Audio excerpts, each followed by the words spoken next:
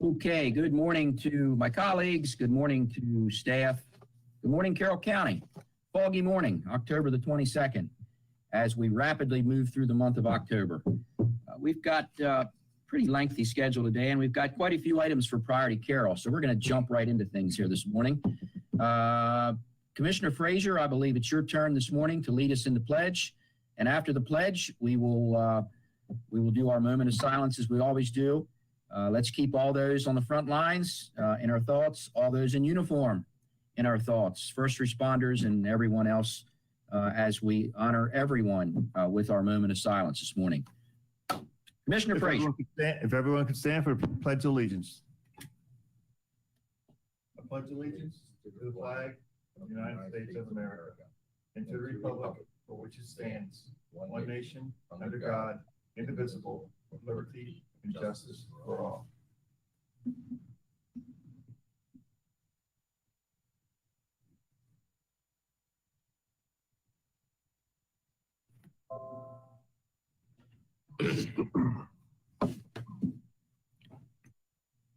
All right.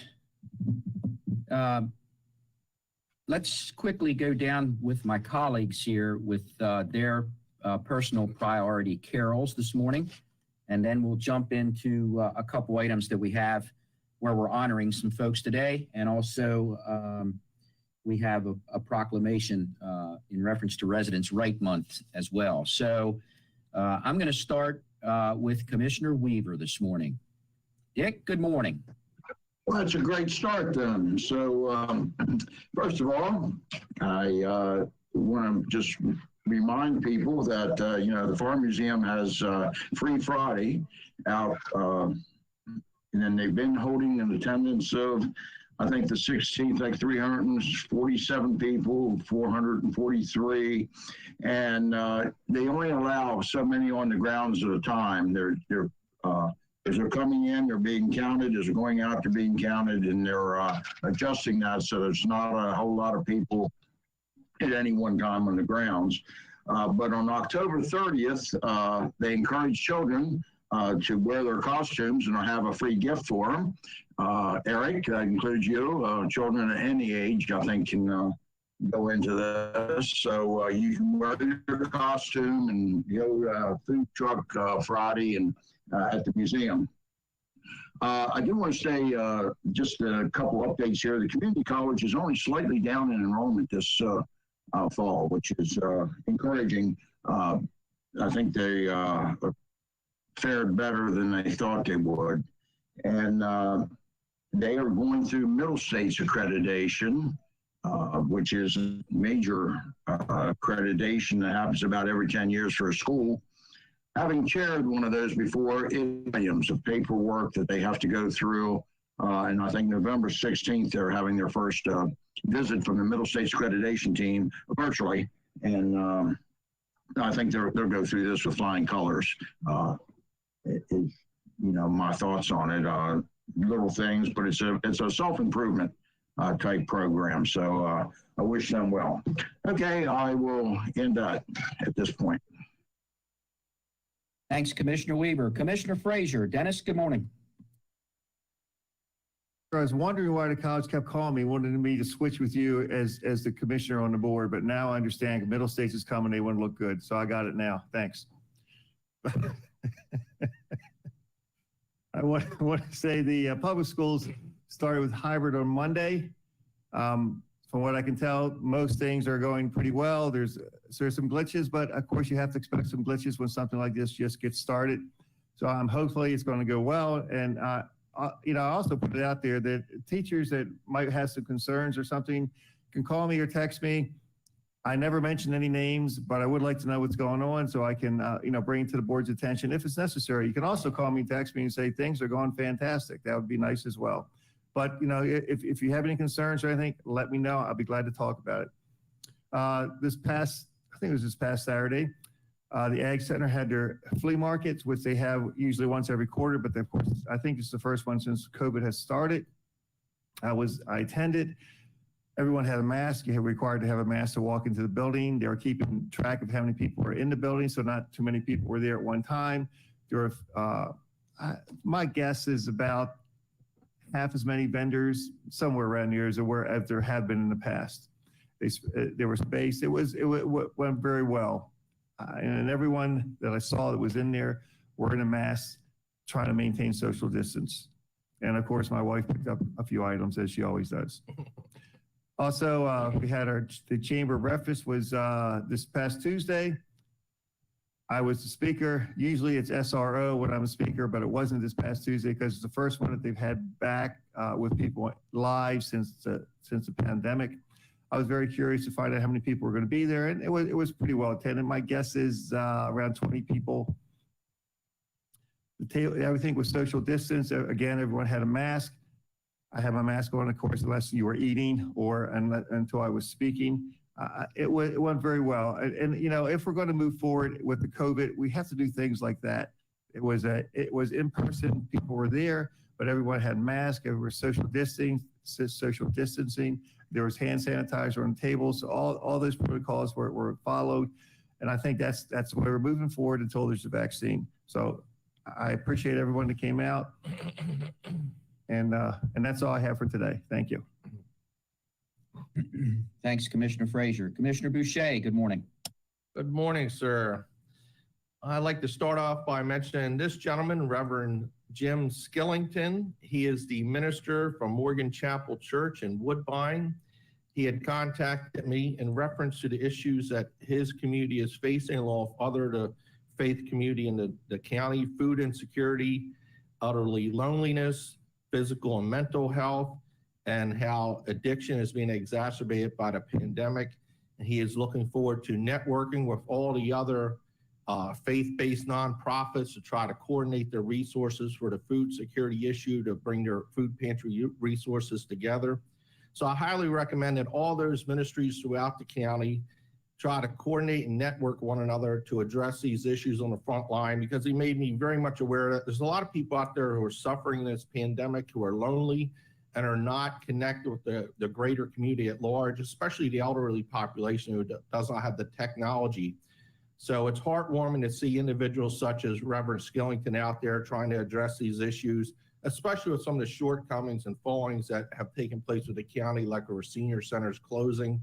Those institutions that we finance are so critically important for our elderly population, and this pandemic has drastically affected them.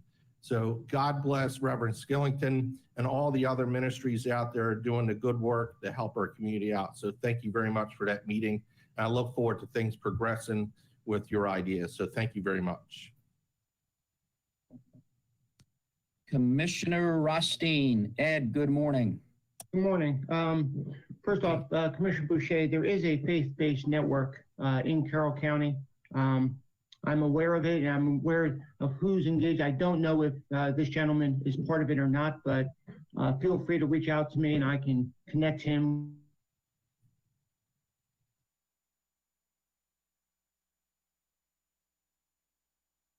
We've lost him. Time has stopped, ladies and gentlemen. I think Commissioner Rothstein is frozen. In With time that forever. network. But and a lot of discussion about the food. And I continue on the same theme as Commissioner Frazier. Again, we're not through this. Masks, social distancing. We're in buildings. It is the law that we maintain the distance and masks when we're in gatherings. So it's not suggestions. It's not recommendations. It's the law that was given to us. And just continue to remind people to adhere to it, and let's get through this together. Had a really good planning commission the other day. And then last night, I participated with Ms. Heisenberg and Mary Lane in a public session with the South Carroll community, the FDCA. There was probably about 60 folks on a Zoom call. Lasted a couple hours. It was a great dialogue going back and forth, getting the community's input and insight on moving forward for our rezoning recommendations, specifically in the South Carroll area. And I look forward to bringing that to all of your attention as we move forward in making the decisions. Lastly, had a veterans meeting on Tuesday afternoon. As always, we have always a large group in attendance and participation. Our veterans are doing well overall. Unemployment overall in the county and the state for veterans is doing well. We've really turned the curve on that, but there's still the challenge on the, very similar to what Commissioner Boucher talked about, was the social interaction and challenges that our veterans have, especially when they find themselves in isolation. So, just continue to keep our veterans in mind and their families as we move forward. And that's all I have right now. Thanks. Okay, thank you, Ed. A couple quick things from me. Dennis, you did a great job the other day. I heckled from the back row at the Tannery Barn up at Union Mills Homestead. And yes, you're right. It was the first time that event has been held in person. I haven't yet figured out why Frazier was in my district to do his, but I think I know. Everybody wants to come to District 1. Weaver has a thing tonight. Dick, do you want to give a commercial real quick for your Finksburg event this evening? You're muted, Dick. You're muted, Dick, and maybe you won't be muted because you're the guest speaker tonight. So hopefully you won't be muted tonight. Well, never know. It's a virtual town hall for Finksburg Area Planning Council. I'll be talking about District 2 in the county and updating local issues. If you guys are invited, if you want to find out what's really happening in the county, tune in and I will answer questions people have. And thanks, Steve. You're the only one got that. Anyway, it's 7 o'clock and they have just get on the website, Zoom meeting, and should be interesting. I'm more than willing to heckle virtually. I did it in person this week. I can certainly do it the second time virtually. Okay, couple other quick things. I want to say congratulations to the town of Taneytown. They had an unfortunate incident several months back where someone was a little one bit upset about their water bill apparently and decided to do something to their city offices. Never quite understand, folks, but whatever. Anyway, they get to that level. But anyway, they're back and ready to reopen their city offices. There's a small gathering of folks tomorrow morning for a ribbon cutting. But to Mayor Wantz and all of the officials in Taneytown, congratulations.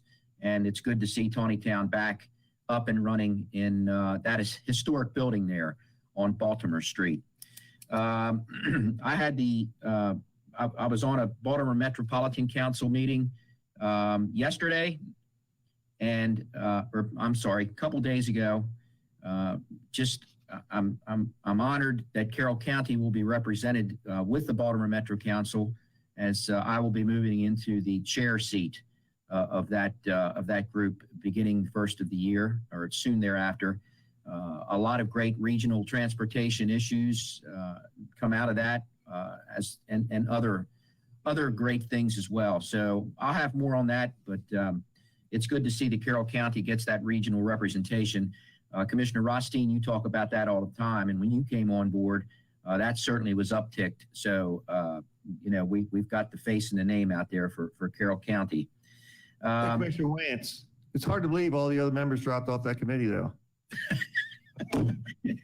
Hey, I was nice to you this morning, Frazier. Knock it off. Anyway, a reminder, if you have not gotten your flu shot yet, I would encourage everyone to get your flu shot. It only hurts for a little while. And it's especially this year, I think that's really important. The health department's coming out with a little a flu fighter press, and we'll see what goes with that. But just want to remind folks, we've been providing that opportunity here at the county as well. And just if you haven't gotten it yet, make sure that you get on board and get your flu shot. Reminder that it is Breast Cancer Awareness Month. There are a lot of events that are going on virtually this year. Please support their efforts. Again, I will remind folks that you'd be hard-pressed to find someone who has not been touched by breast cancer. So, try to support those. And finally, before we get into the other priority Carroll items, I'd like to give a shout out to our elections board. I actually stopped over there the other day and talked to Katie personally, Katie Berry, who's the head of our election board. It's interesting to me that things are really going pretty smooth here in Carroll. And the thing that she most said was that the problem she's having mostly is with voters.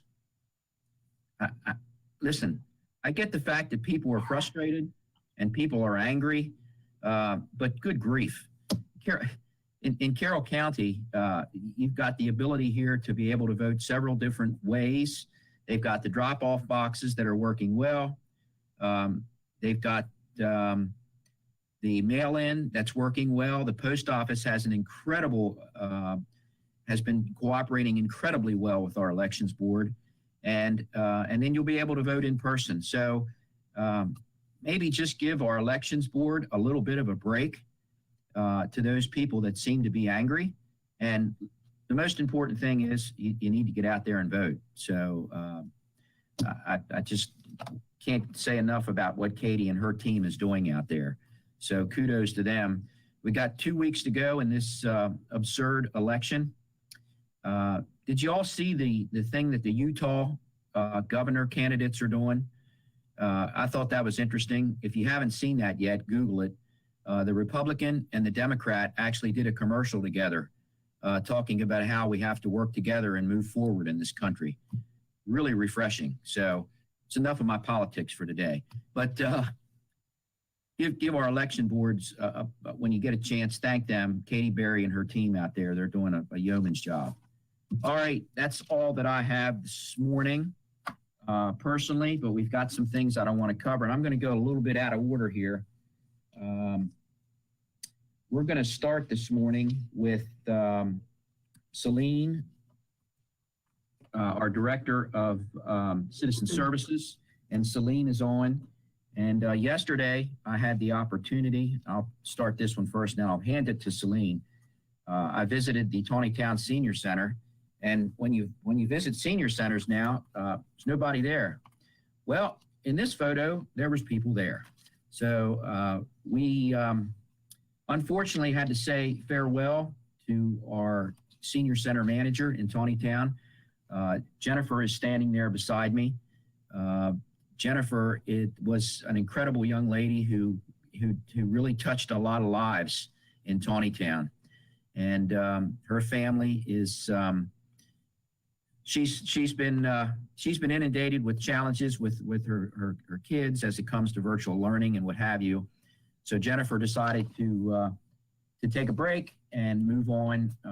And we truly appreciate the 3+ years that she spent in Carroll County. And I provided a certificate to her and was able to talk to a lot of our senior center managers yesterday, socially distanced with masks on, of course. And it was good to be able to do that. So to Jennifer Barr, we say thank you very much for all that you've done. And we look forward to the next person that will step up and run that great facility up in Tawnytown. And with that, I'll turn it over to Celine, our Director of Citizen Services, because we're going to talk about Residents' Rights Month. But Celine, I know that you worked very closely with Jennifer as well. So good morning, Celine.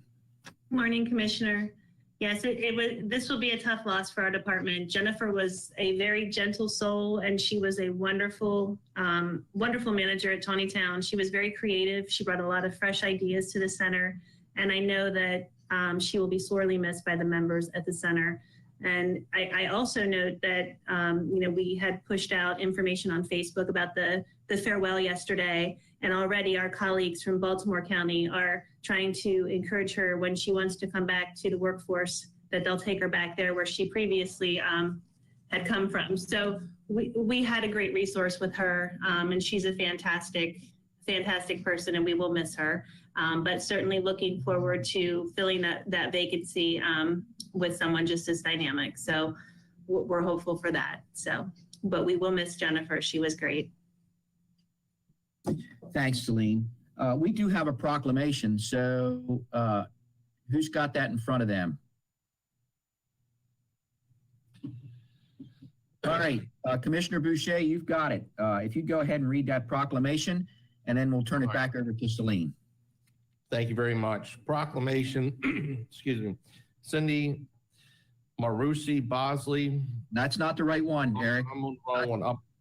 The proclamation long-term care. I have two There in you go. front. There you go. Now you're on it. Yep. Sorry about that. We're Yeah, reading out. I went out of order. I went out of order. Go ahead. Thank you. Proclamation Long-Term Care Residents' Rights Month, October 2020. Whereas 10 nursing homes and 32 assisted living facilities are licensed to operate in Carroll County, serving more than 2,000 residents per year. And whereas the Federal Nursing Home Reform Act of 1987 guarantees residents their individual rights in order to promote and maintain their dignity and autonomy. And whereas all residents should be aware of their rights so they may be empowered to live with dignity and self-determination. And whereas we wish to celebrate these individuals, honor their individuality, and reaffirm their rights, will include the right to have a say in their care, the right to visitation, the right to privacy, the right to complain, and the right to make independent choices. And whereas individuals and groups across the country will be celebrating Residents' Rights Month with the theme Connection Matters to emphasize connections to family, to friends, and the community as an essential component of good health and quality of life for long-term care residents. Now, therefore, we, the Board of Carroll County Commissioners, do hereby proclaim October 2020 to be Long-Term Care Residents' Rights Month. In Carroll County, we urge every resident to take time during this month to acknowledge long-term care residents and the people who care for them for their valuable contribution to our communities. Adopted 22nd day of October 2020, the Board of County Commissioners. Thank you. Okay, thanks, Eric. Celine, I know that you're on with some of your staff this morning, so I'll turn this over to you now. Good morning. Thank you, Commissioners. I want to recognize Gail Gannon is our long-term care ombudsman program manager, and she is with us today.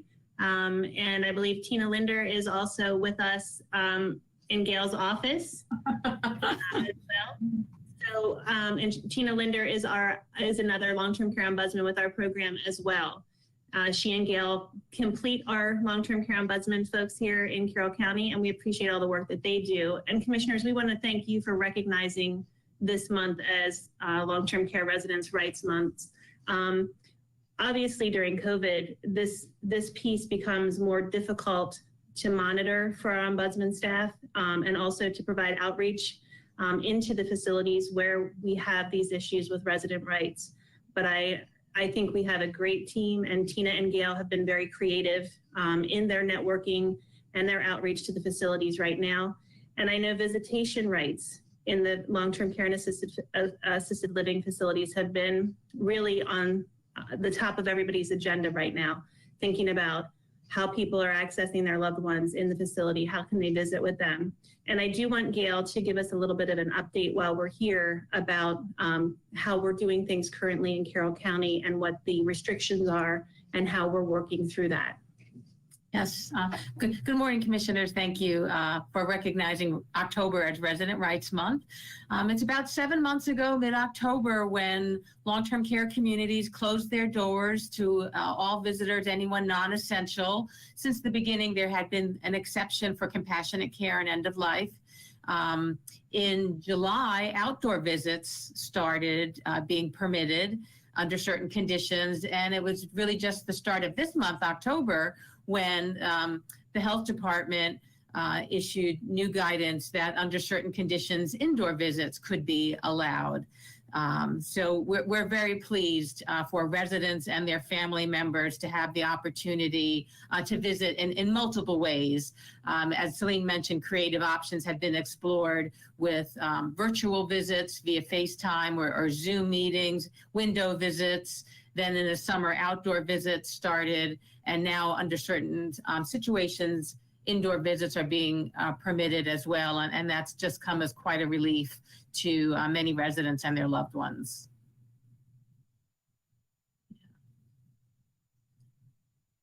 Okay, thanks, Gail. We appreciate that. And Celine, we appreciate all of the work that you guys do over here when it comes to this. My colleagues, any comments on this before we move on? While we have Celine and her staff on here.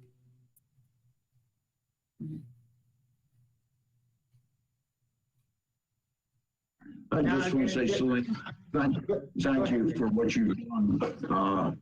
And you're always looking out for senior citizens and their care. And your staff has done a tremendous job in Carroll County.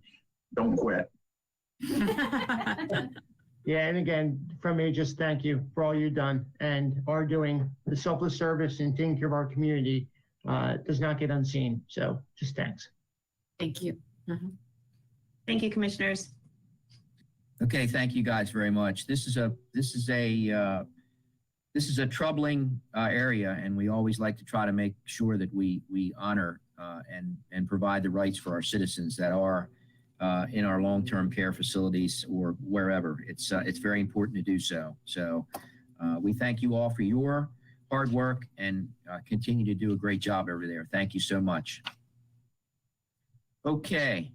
I went out of order because I wanted to just flow right into the first item on our agenda because we're going to go next and pay tribute to a young lady at the Carroll County Health Department that has been over there for 37 plus years. And I believe I've got Ed Singer on here this morning. We're going to be hearing from Ed anyway. So let me go ahead.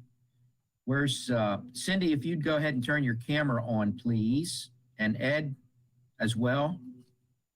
There's Cindy. And there's Ed. So let me read this proclamation and then I'll turn it over to you, Ed. We did do a proclamation for Cindy. Again, we always try to pay tribute to those that have been at their jobs for long periods of time. And that certainly is Cindy. And it's my honor to be able to read this today. Cindy and I have a little bit of a history as well because we have a fire department connection that I will never forget, and we talk about that often. So I've known Cindy a long time before I got into this lovely adventure that I'm in. But Cindy, we've got a proclamation here. I'm going to try to get through most of this, and I might skip a couple of them, but I know that you'll be getting this. But this is the direct to Cindy Marucci Bosley, Director of Nursing, Bureau of Community Health Nursing, in recognition of her retirement. Cindy is retiring after 37 years with the Carroll County Health Department. She's a passionate advocate for issues related to reproductive health, infant, child fatality, and underserved populations. She built relationships in the community by working with the school system and other organizations to educate young people, reduce teen pregnancy, and prevent transmission of disease. She established community teams to reduce infant and child fatality by creating and managing the best fetal and infant mortality and child fatality review committee in the state of Maryland. She advocated for children and victims, working with the state's attorney, social services, law enforcement, and others on Carroll County's Advocacy and Investigation Center by providing a unique clinical medical perspective. She's built and fostered relationships with Carroll Hospital, Access Carroll, the Partnership for a Healthier Carroll County, and many other community organizations supporting the health department's vision of a safe and healthy community. Cindy's leadership as the Director of Nursing for over 10 years led to improvement in access to health care for underserved populations, including a robust pediatric dental program, appropriate care for the elderly, countless prevention programs to ensure people stay healthy. Most notably, Cindy built an effective partnership with Carroll Hospital for the Best Beginnings program, which ensures all pregnant mothers have access to prenatal care so their babies are born healthy. During the COVID pandemic, Cindy led the operations section in the health department's response, which was essential in the health department's success in mitigating the effects of the pandemic by providing advice to businesses and organizations in Carroll, and by supporting COVID-19 testing and oversee contact tracing. No easy task there. Cindy's most critical role in the pandemic was working countless hours to conduct operations in support of nursing home outbreaks that occurred early in the emergency, and forming various teams to assist facilities. There is no doubt that Cindy's actions saved lives and facilitated the recovery of Carroll County's nursing facilities. So we, the Board of Commissioners, are proud to honor Cindy Marucci Bosley and express deep and abiding appreciation for her dedicated years of service to the citizens of Carroll. We celebrate her passion, her professionalism, and leadership, and extend to Cindy and her family our best wishes for many years of happiness. And Cindy, you don't know this yet, and neither do the folks at the health department, but now you'll be treated differently throughout all the rest of today, because we are declaring today Cindy Marucci Bosley Day.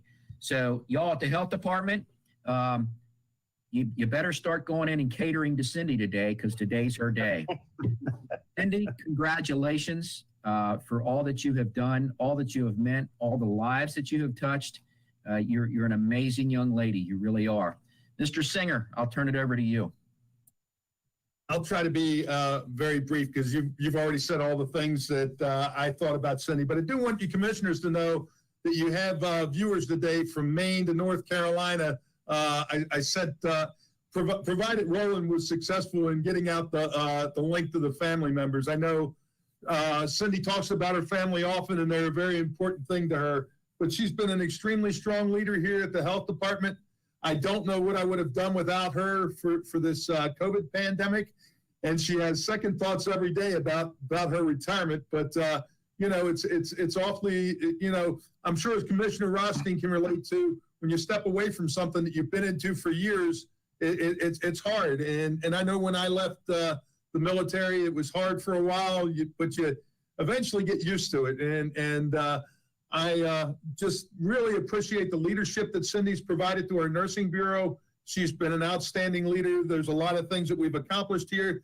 You know, the one thing, in any type of organization, there's always somebody else that steps up when somebody goes. But those relationships Cindy has with all the folks in the community are going to be hard for people to continue to establish and to fill her shoes. So I'll stop there. I just want to thank her for her great leadership here at the health department. And the other thing, last thing I'll mention is just her initial assignment was as a shock trauma nurse.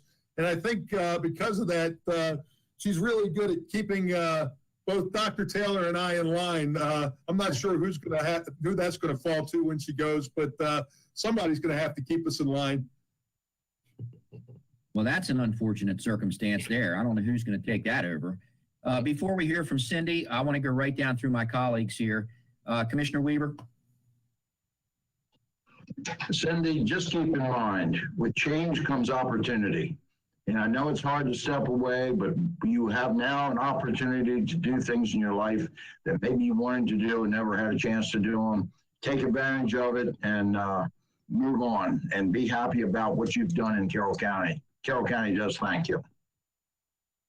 Thanks, Dave. Commissioner Frazier.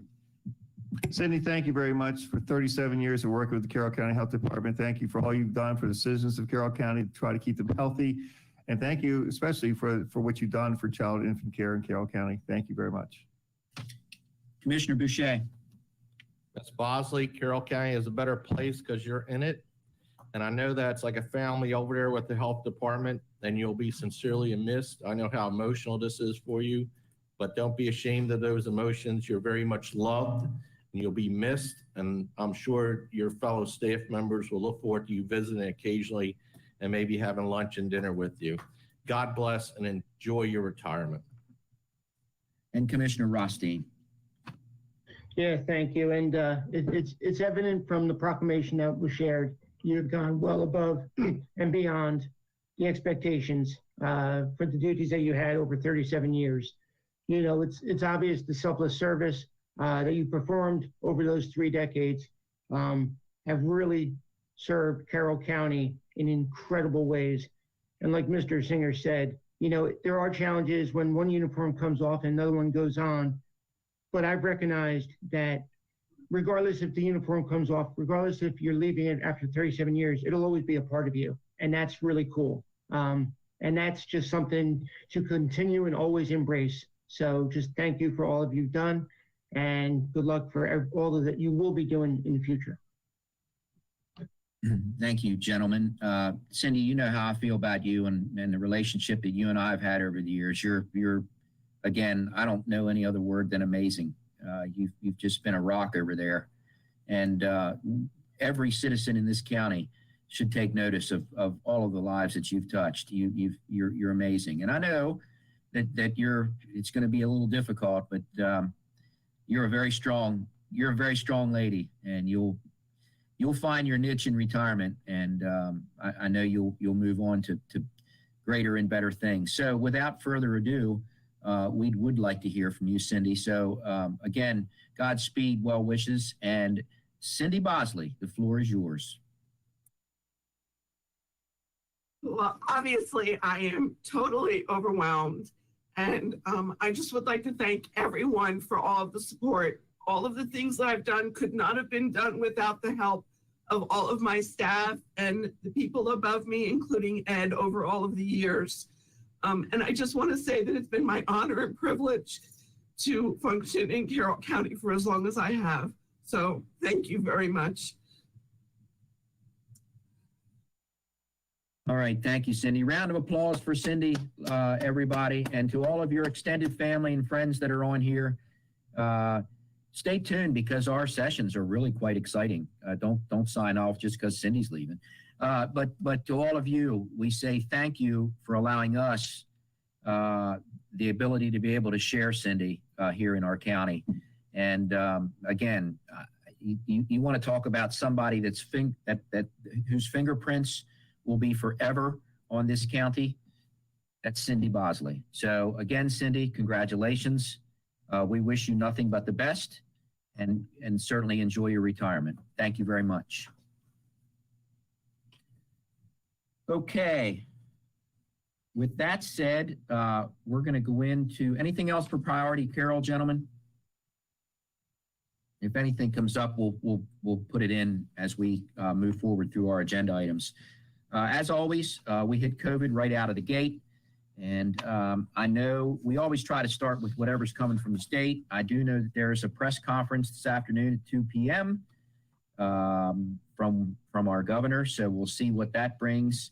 A little bird kind of whispered in my ear this morning in a phone conversation I had that a lot of it's going to be centered around providing additional relief for our business community.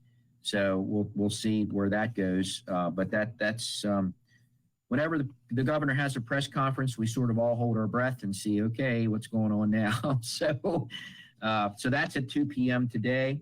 I know that there have also been other changes. I know the governor put out the Maryland's COVID-19 vaccination plan. So again, I can't say enough about the governor and his team. We're out in front of that, and that's good. So when we do get the vaccine, Maryland will be ready to roll. And I think other than, and you'll probably touch on some of these, I know that the positivity rate, there was some changes in how that's being done, Ed.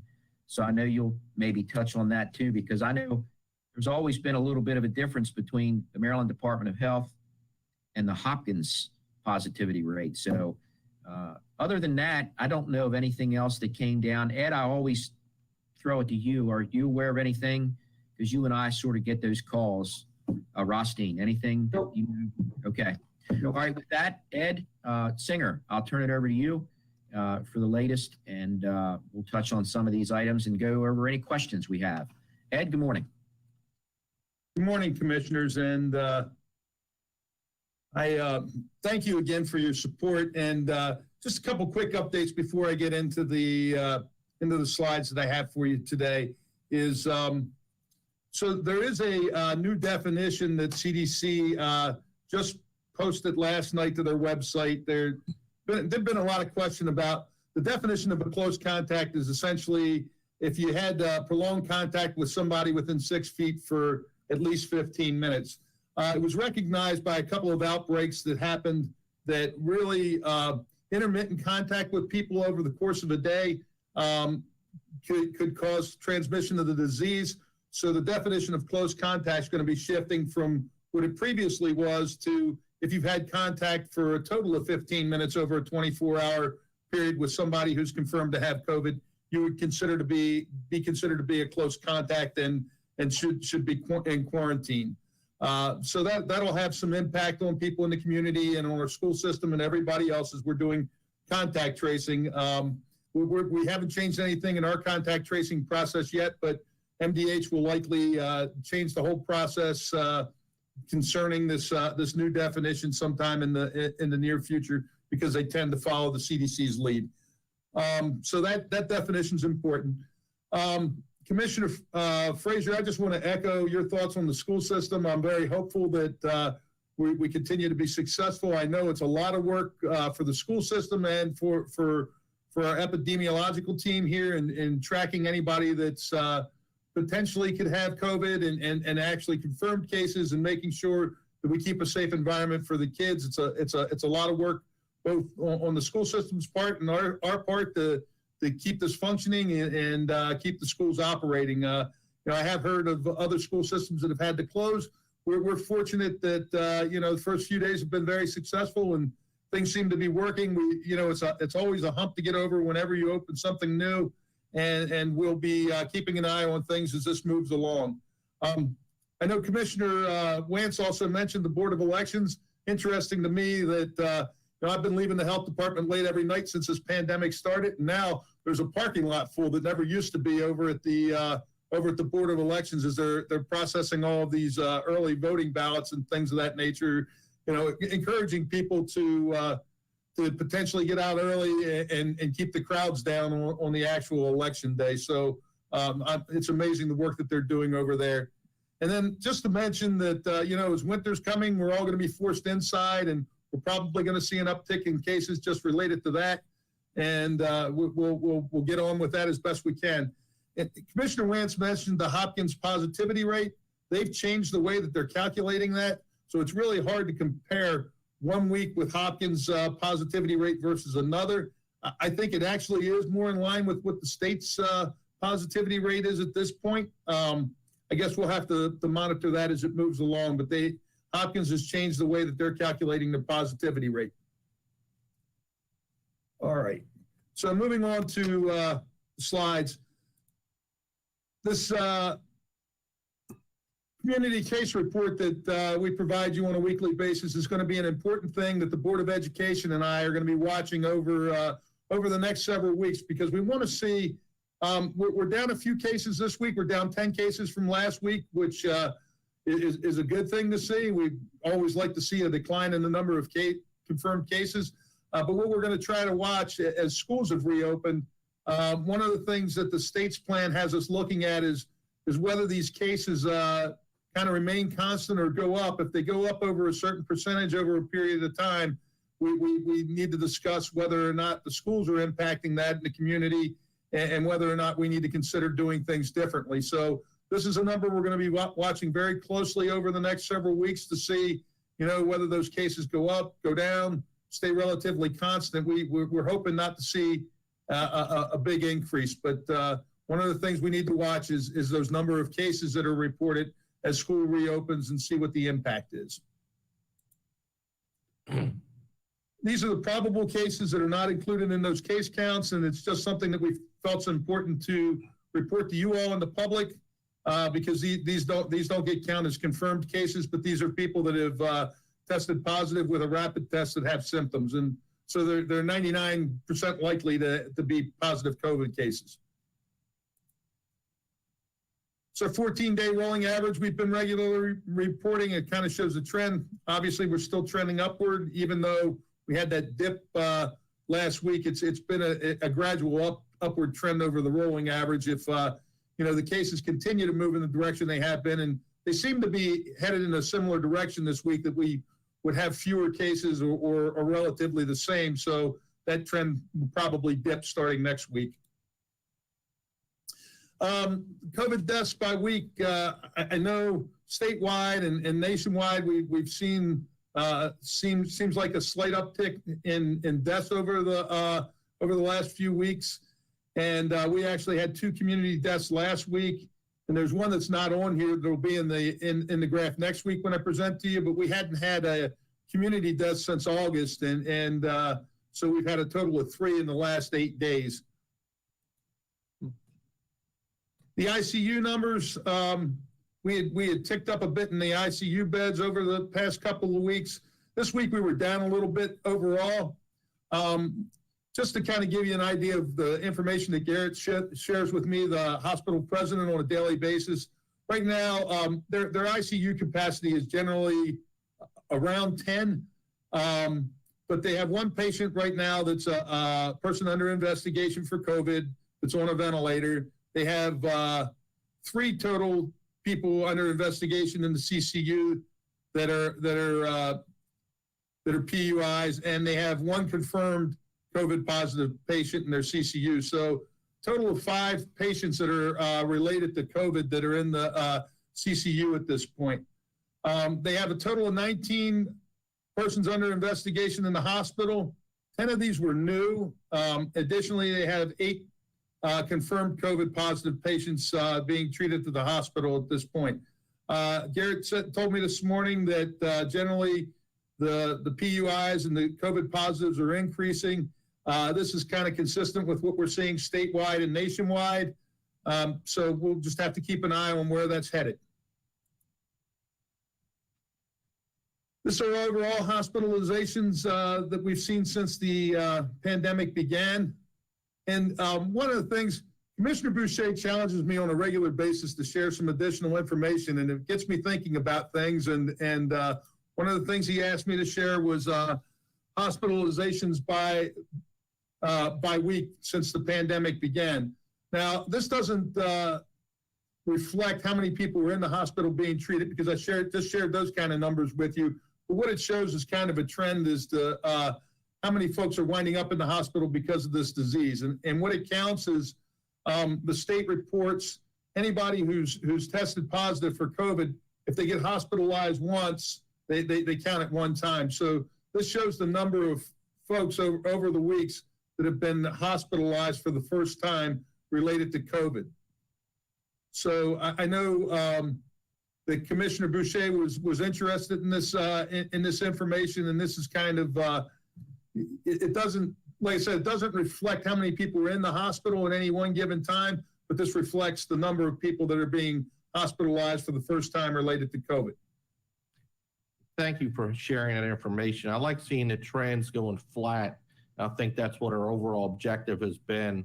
And this is really helpful for the public to see what you're seeing and we're seeing. So thank you for producing this. So the other thing that we share on a regular basis is this community cases by week and age group. And as I've said the last couple of weeks, the younger folks tend to be the ones right now that we see when we see an uptick that are getting it first. And then the older population, this seems to follow the national trends, follow with getting it from the younger folks that have gotten it out in the community quite frequently. Another thing that Commissioner Boucher had asked for was to share the information on the deaths and the ages of deaths. We've had a range of the youngest person we've had die in Carroll County, and this is Carroll County specific data, and it's not that far off from the national data. The median age of death related to COVID in the country and in the state is 78 years old. In Carroll County, we've had a range of from 43 to 103. And of course, you know, some of those folks that are on that far end of the age scale, that it does tend to raise that average age a bit. But the average age has been 80. Our deaths in the community have had a range of 56 to 86. The average age has been 74. And then in facilities, we've had a range of 43 to 103 with the average age of 81.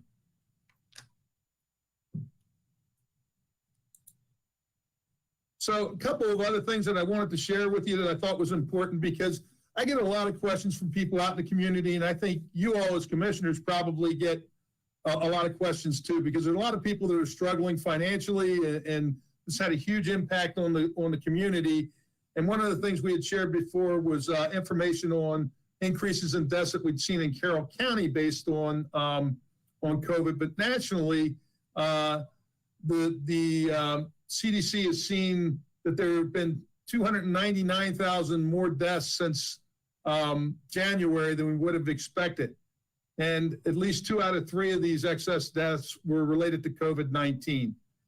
I think another very important thing for us to point out is that the largest percentage increases with these deaths were in the Hispanic or Latino community, and also among people who are aged 25 to 44. So it is having an impact, at least nationally, on some of the underserved populations, and also on people that are at an age group, at 25 to 44 age group.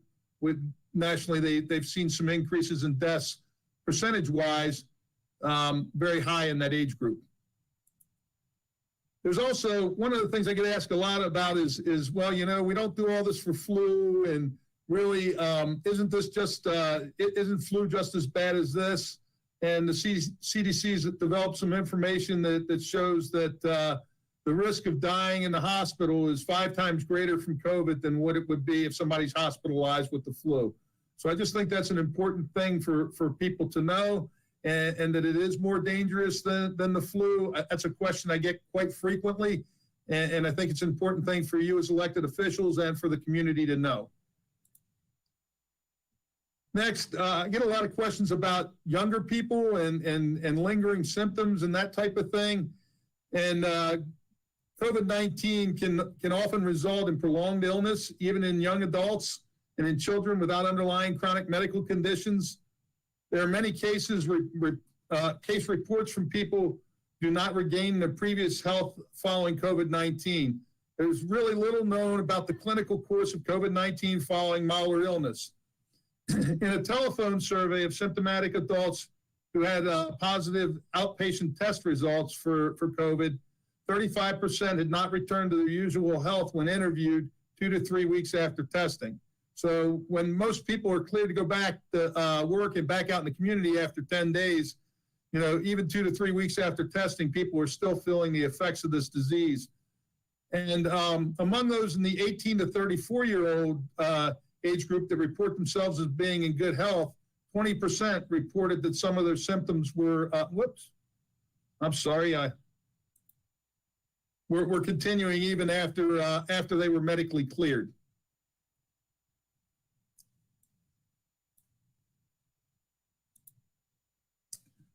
And the last, some of the things that COVID-19 may increase the risk of long-term health problems. It's documented that this disease can cause damage to the heart muscle and can cause long-term concerns about potential heart failure, causes damage to the lungs, and can cause problems with long-term lung issues. I think it's important for people to understand these potential health risks that are out there. And what does this mean for patients? Even in younger adults, persons with no underlying conditions that were not hospitalized, this could still have long-term implications, and I think that's important for people to know. There's a lot more that needs to be known about COVID-19 as we work through this pandemic. And the last thing that I just want to touch on is, you know, Commissioner Boucher had asked me another question and about, you know, whether over time the virus gets less lethal. And I'm not sure that that's happening. There's some studies, people are trying to figure that out epidemiologically, but hospitalizations are starting to go back up in many states, and some viruses get less lethal over time, and that's known to be a fact with some of them, but we don't know that for sure that's happening here at this point. And I think there's a lot more information that needs to be gathered to make a determination as to whether or not the lethality is waning. But we'll keep an eye on that, and we'll try to answer your questions as best we can. The other thing that, you know, there's been a lot of debate about herd immunity and whether or not we should just, you know, if you get everybody, if essentially people in the community get sick and the large number of folks have had it and whatnot. And I really think, just based on everything that I tried to read, because I looked into this as best I can, and I'm not sure, in talking with my staff, it's kind of a crapshoot, and it could be deadly. I don't think we know enough about it to say that, you know, you just go ahead and hope that herd immunity is going to solve all of our issues. So it's unfortunately, I don't have a a straight answer for you on this, but at this point, I think it's an unknown, and you'd be taking a big risk if we were just to do away with all the things that we have in place to try to slow the spread at this point. And I think that it would be, I think it'd be a wrong decision for us to move in a different direction. And I appreciate the leadership the Board of Commissioners have provided and the governor's provided in trying to help protect our population as best we can. So I'll stop there, and if you all have any questions, I'll be glad to try to address them. Oh, Mr. Singer, I appreciate the expansion of your reports, and I like the fact that we're challenging one another, because I think this whole issue challenges all of us. And the more we ask questions and get this information out, the better for us to make our decisions, and the better for the public to be aware of what we're faced with as well. And I heard that vitamin D and zinc is helpful. So if people out there don't take daily vitamins, I highly recommend people, stay on top of their regimen of daily vitamins and exercise and stay in health. I think the initial responsibility falls upon all of us and our lifestyles and trying to improve our health, and keep us posted as this goes on. I do think the trend downward in the hospitalizations and the fatalities is a wonderful thing, and we'll just have to pay attention to it and see how this unfolds. But thanks for keeping us posted, and thank you very much for expanding out your charts and information to the public. It's most helpful.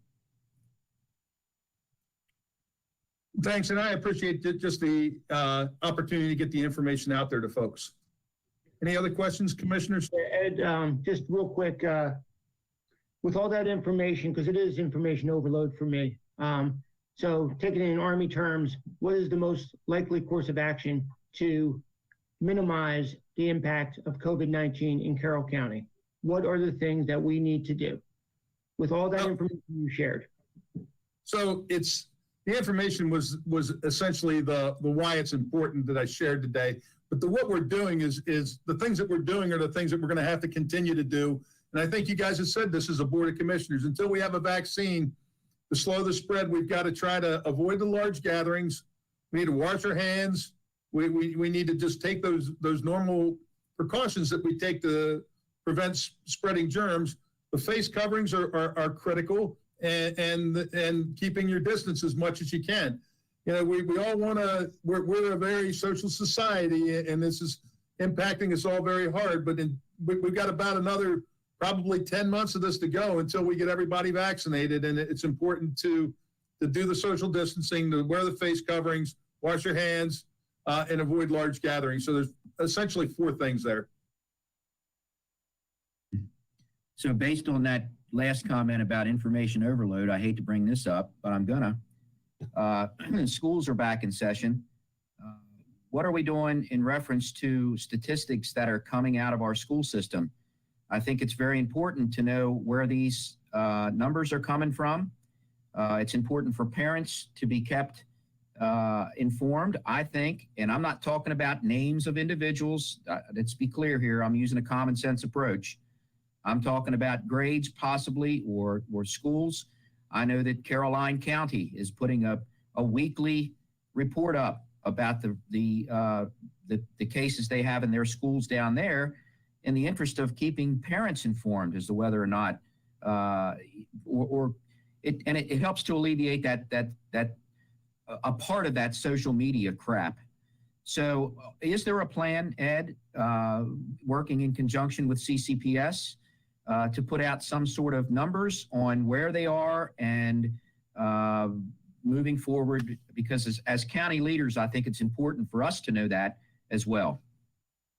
So let me start with, first of all, anybody who would need to know is going to be notified if they've been in close contact with somebody that's suspected or confirmed of having COVID. We're going to do that by telephone call to those individuals and to those families. So that's number one, most important thing is we're doing contact tracing. We're working very closely with the school system, and we're making sure that the families who are impacted are notified.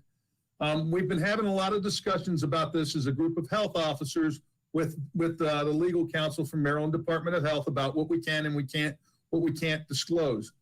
We're looking to establish a threshold as whether that's a certain number of cases or a certain percentage of the population in the school that we would be able to disclose if we have cases that are related within a school, to be able to disclose those publicly.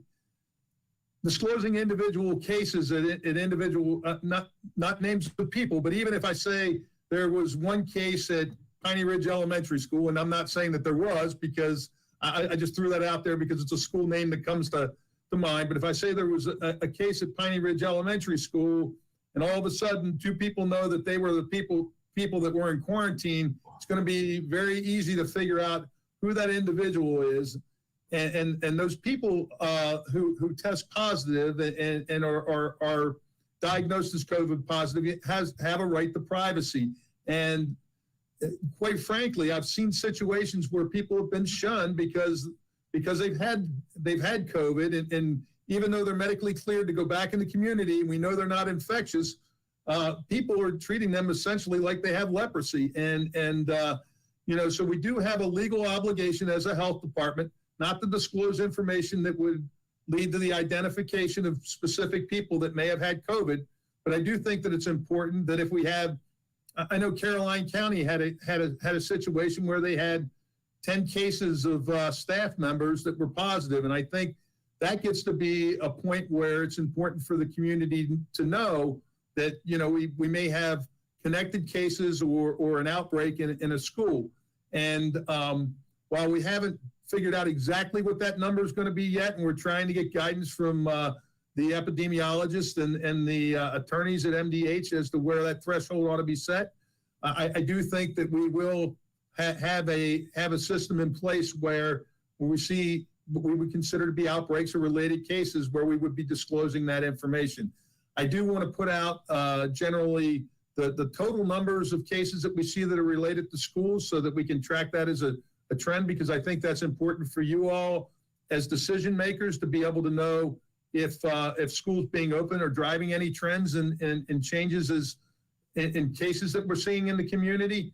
But I keep going back to if somebody's potentially been impacted by this, by having close contact with somebody and they would need to quarantine, or they've been near somebody who's sick that could potentially cause them an increase in risk for infection, they're going to be notified. So it's while we don't want to give the impression that we're not being transparent with anything, it is important to also protect the privacy of people who may have been diagnosed with COVID. So we have to balance that, and it's much like the difficult balancing act that the Board of Education had in making a decision as to whether it's the right time to go back to school or not, based on education versus the public health issue. So I'll be glad to try to address anything else you might have based on questions you might have on what I just said.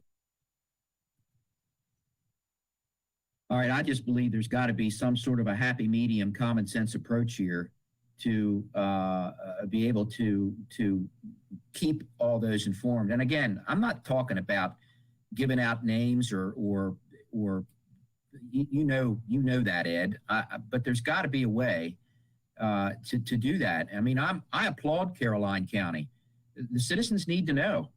I don't know if they're going to keep it up down there, but I know that they've been doing it, and I've had a conversation with one of their county commissioners about the decision that was made. And again, they're the same as us. The school board decided to do that, but the commissioners went along with it and said, in the interest of transparency, it's important for our citizens in Caroline County to know. So I brought it up because I hope that there is a way that you can find that tracking method to share these statistics, just so that we know and are kept informed. That's all.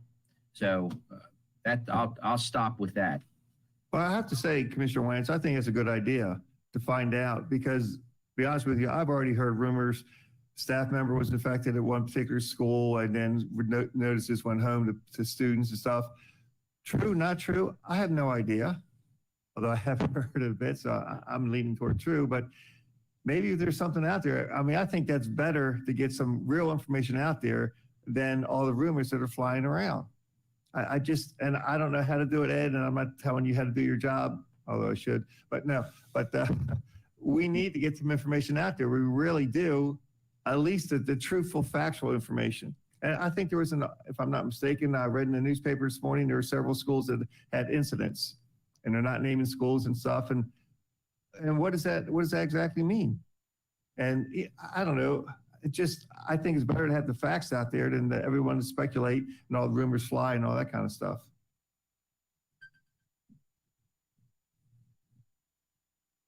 Okay. Anybody else want to weigh in on this? I mean, I think this is an important topic, and I want to reiterate, I'm not looking to get into the HIPAA thing or anything that is dealing with that, but with schools going back to that hybrid/virtual methodology right now, it would be very, very important, I believe, for our citizens to have some idea of how it's going instead of reading it on Facebook, because I've about had it with all of that. And you know where that goes. It's the dumpster of our society. So there it is. And I'd rather hear it on a chart from Ed Singer than Betsy Smith on her Facebook page. Nothing against Betsy Smith. Yeah, I don't know if Betsy's out there or not, but if you are, I apologize, Betsy, but whatever. So you get my point. So Exactly.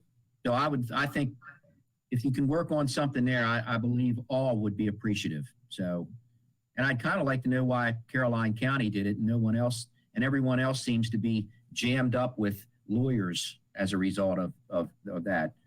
I don't know what they're doing in Caroline different, but. Well, I will say that I think part of what drove Caroline County to sharing information is the fact that they had 10 staff members in one school that were confirmed positive. We're not talking about people that are in quarantine or anything else. They had 10 cases in one school, and I certainly think that would rise to a level where we'd need to be talking about it. If we have one case that's not even related to the kid getting it in school, a lot of times people are getting out in the community. I'm not sure how that's helpful. And what we try to look at, Commissioner, is how it's helpful in preventing the spread of disease, because I can disclose certain information if we can show that it actually helps prevent the spread of disease, not just because people are curious about it. And the difficult part of this is we look at the fact that we're making sure that anybody who's had contact or potentially had close contact with somebody who has COVID or is even suspected of having COVID, and that's going much further than what we do out in the general community, that those people are made aware of it. So it's going to be a tough balancing act, and we're going to be sharing some statistical data.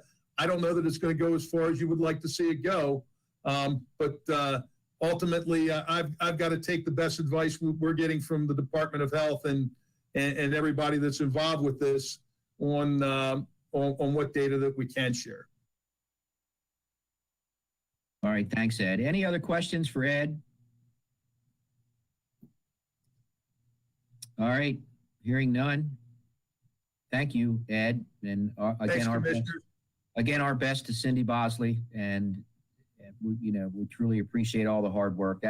She's the poster child, along with you, Ed, and all of the folks over there on the fabulous work that you guys are doing over there in a very difficult time. I want to give a shout out to her family for sharing her for all the hours that she's been in during this pandemic. So if her family's still listening, I'd love to give a shout out to them for sharing her talents with us. Thanks, commissioners. You all have a great day. You do the same. Thanks, Ed. Thank you very much. I know a thank you goes out to your staff as well, because they put a lot of effort in putting those reports together for you. So thank you. All right. With that said, we typically then move into our COVID relief fund plan.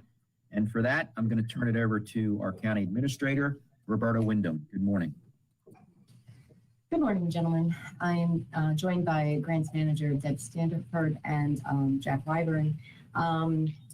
As I mentioned, I think in the last 2 weeks, staff has been doing a sort of a midterm review. We're approximately halfway through the period of time from which we receive the money until we have to spend the money.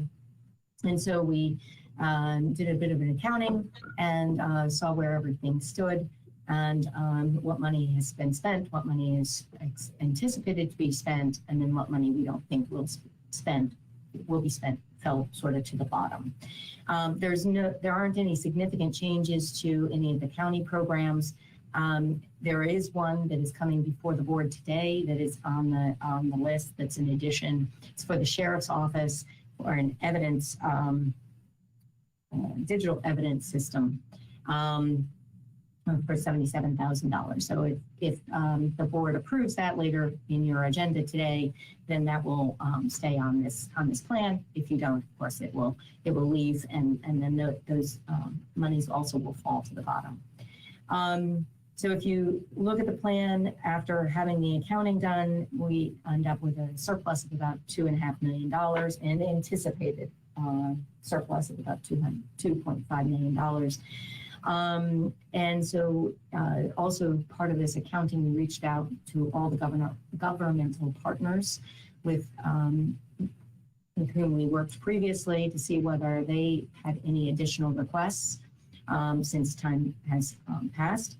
And they submitted approximately just shy of $2 million, $1.9 million of additional requests. The bulk of those coming from the fire companies, about $1.5 million from the fire companies, $386,000 from our municipalities, a little bit from the Humane Society and Public Library. And then we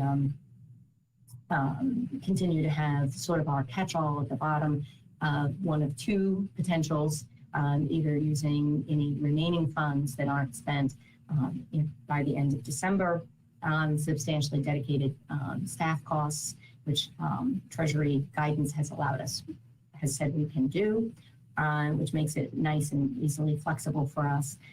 Or if we do get an extension of this grant spending period beyond December 30th of 2020, then we would have some money going into calendar year 21 to cover expenses if we have any additionals at that time. So that's sort of where we stand. It is staff's recommendation that you fund the $1.9 million of additional requests from our governmental partners. Beyond that, that's all I was going to tell you. If you have any questions or any suggestions or any other recommendations that you would like to do, let me know. Okay, thoughts, questions on the what we just heard in reference to the remainders here? Ed, I see you're lit up. Just one quick question, Roberta. All of these funds now, I mean, we're almost to November. They still have to be spent by the end of the year. Is that right? At the moment, that's correct. And this accounting is our, not only did we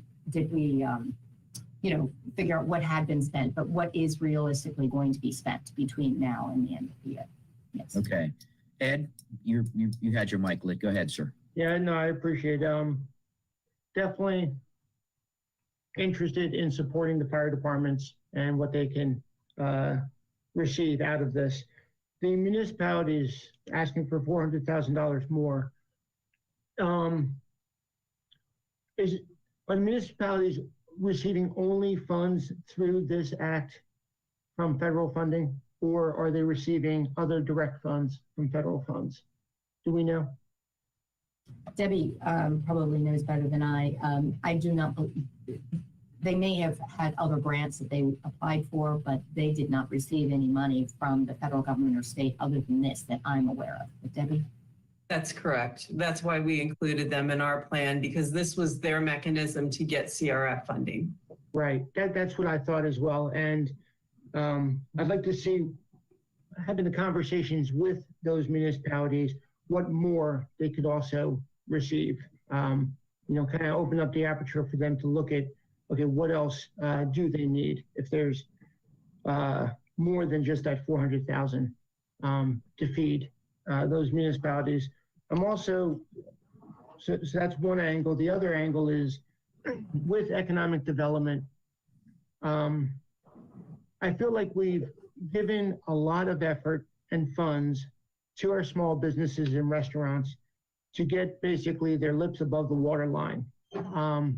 With the weather changing and us going into a season that's going to be challenging for people to get out, how do we get them and continue to keep their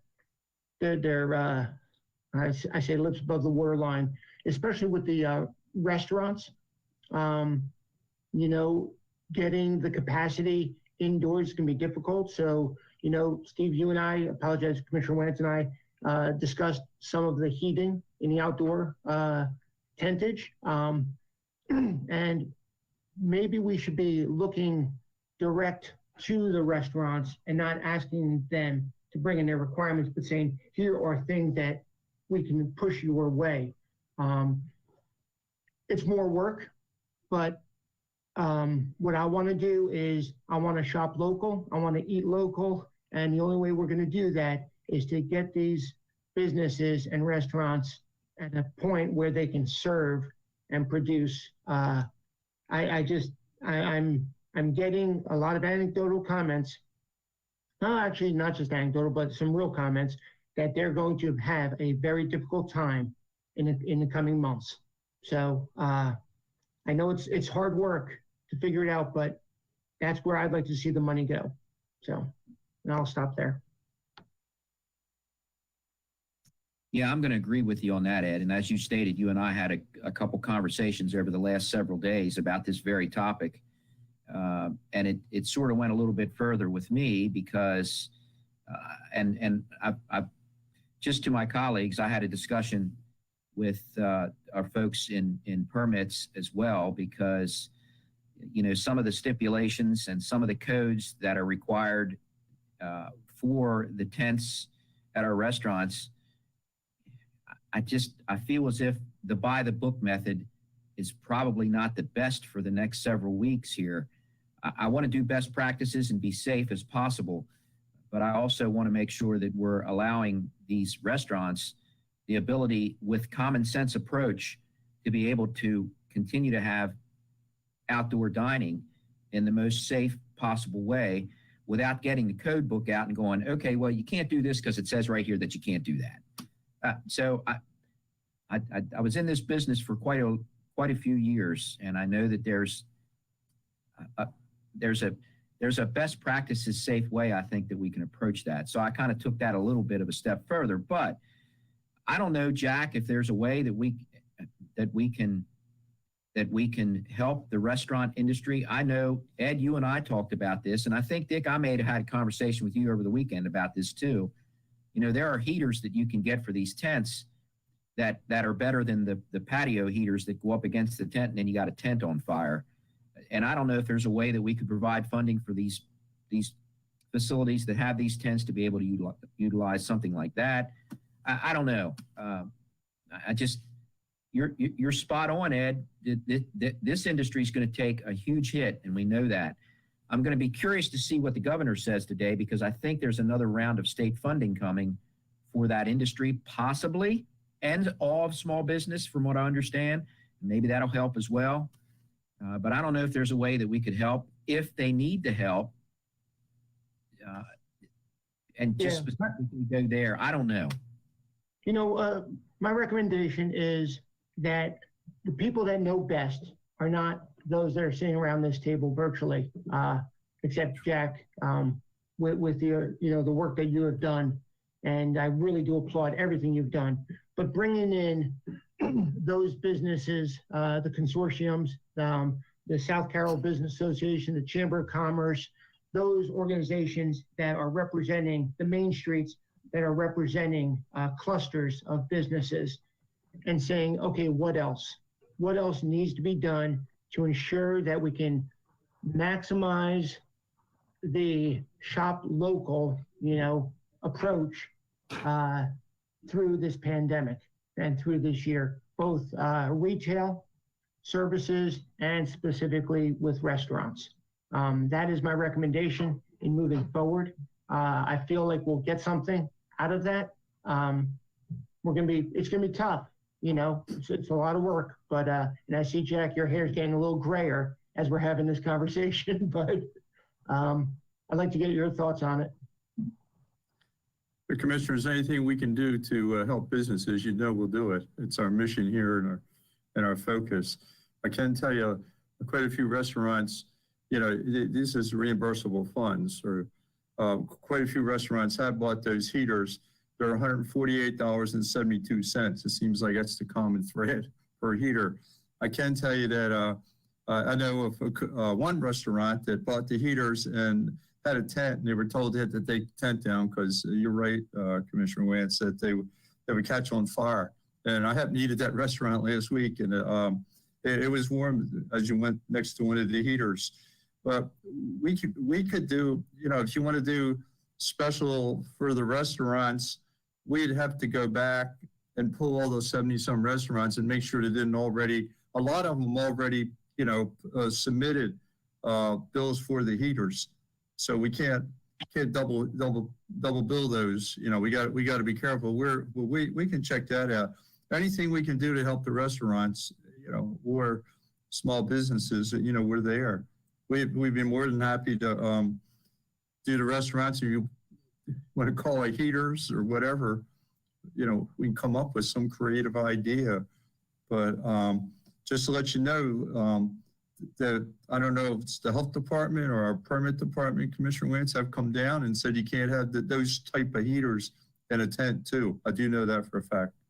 Yeah, but we'll be happy to pull out all our restaurants and they submit them. We'll reimburse them for $148.72. It seems like. So I know I repeated that, but whatever you want to do, we're there. You know. I agree with you, Steve and Ed, on, you know, this needs to be something. Should we wait until we see what the governor comes out with today?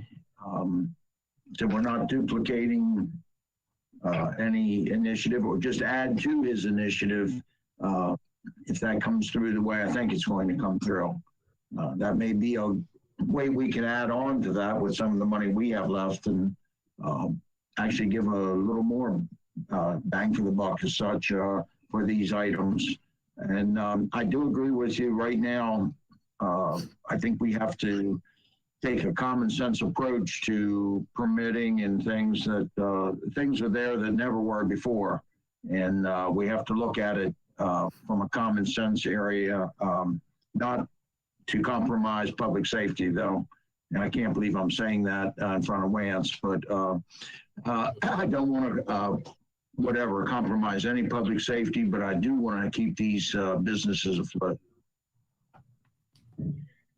You know, looking for what the governor is going to be sharing this afternoon, I am hopeful, which means it's not a course of action because I have no clue, but that he will discuss allowing higher capacity in some services and retail. One specifically, I know the nail salons and hair, you know, shops only are allowed so many certain capacity. I am getting some emails and concerns that they need to stay in stride with the rest of the retail and services that the governor is allowing. So I'm hoping he opens up that aperture, you know, and if not, that we need to continue to promote one, best safety, you know, not obviously best safety for our stores, but go as far as we can. And so I'll be looking to see what he says. I don't think we should wait. I think what we can do is take a look at plans of effort and funding and start identifying those that may be in need and move forward. I mean, we have the money, you know, let's tell our story, you know, not wait for him to tell it for us. So, Commissioner, if you're going to do any kind of extended program and new programs, I would hope that we could resolve it today, because we wait till next Thursday, we're into November and it doesn't give, you know, much time. If you could come up, you know, just a general program for us or some kind of guidelines we could work with Roberta, but it'd be good if, you know, if you could come up with it today rather than wait another whole week, you know.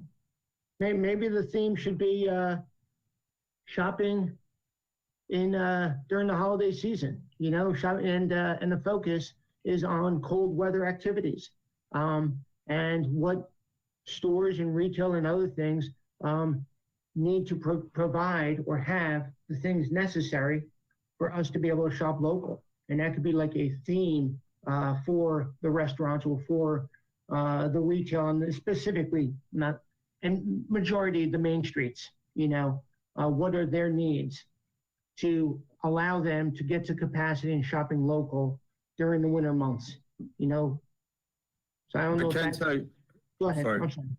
I can tell you, and you should have received ads this week. We put ads in the Baltimore Magazine, this new Hanover Magazine, Frederick Magazine, Carroll County Magazine. We said, shop local. We took whole page ads out through tourism in those venues, and we're pushing shop local and shop, our main streets. And if you look at those ads, hopefully you received them this week. We're out there doing that, but the ads are fine. But if you want to do a program with the restaurants or something else like that, we need to set it up and get the grants out to these restaurants and help them. Yeah, this isn't a Carroll rebound. This is a Carroll moving forward in the holiday season. I'm sorry, Dick. How many dollars are we talking about here we want to put into this? So Roberta, if we haven't said we're good with that yet, but if we do the fire departments and the towns or municipalities, what do we have then? Because that's your question, right, Dick? What do we have then after that? So if you do the recommended, which What are are we the looking at? right, the towns, municipalities, Maine Society, and the public library, you'll have 600, just slightly over 600,000. And the sheriff's department. Right. Okay. So you're saying Just over 600,000.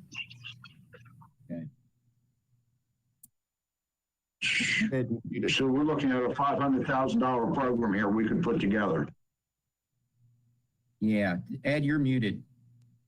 I apologize. I'm saying if we take 500,000 and, the theme of this from economic development is shop local for the holiday season and reach out to the businesses on the things that they need to achieve that effort.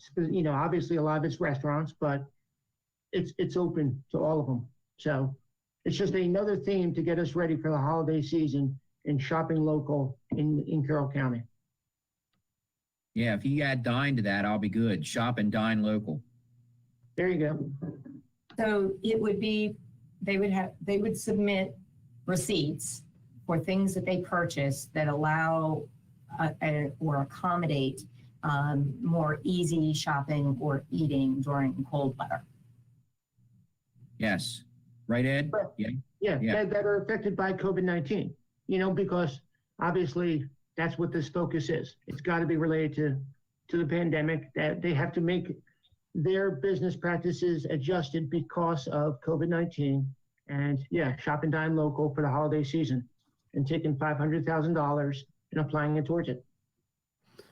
Commissioner, I'm looking at the number here, and it's a final number. We've given restaurants $686,000 through this program.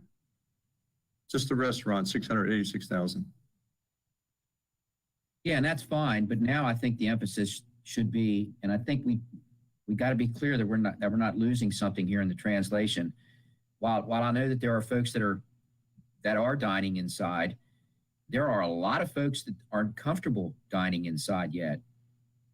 And I think we need to remember that. So if there are safer heating methods that we can provide funding for those that have the tents up, I think that's what we're looking to do here. That's one thing we're looking to do, because common sense will tell you that those upright patio heaters against a tent, it would not be the best thing to do. So, but there are heaters that they can buy that go underneath the tent and provide warm air. They're like an outside heat pump unit for these things. So if we could focus on that and whatever else our small business communities need or small businesses need for cold weather. I think that's a great theme for this 500,000. And Roberta, I think you mentioned, show us the bills and we'll pay them, right? Maybe that would be easier on our economic development folks by not just going blanket. I mean, we could certainly announce that that's what we're doing, but having them come back and filling out applications or whatever, just show us the bills and we'll pay. I don't know, something, maybe that's easier. I don't know. You can put a cap on it per business. I think they still need to be in good standing. I mean, that's, they've got to continue to be in good standing within Carroll County, within the state, to be eligible for receiving the funds. But I don't want to say that's a given, but that's got to be clear that, yeah, okay.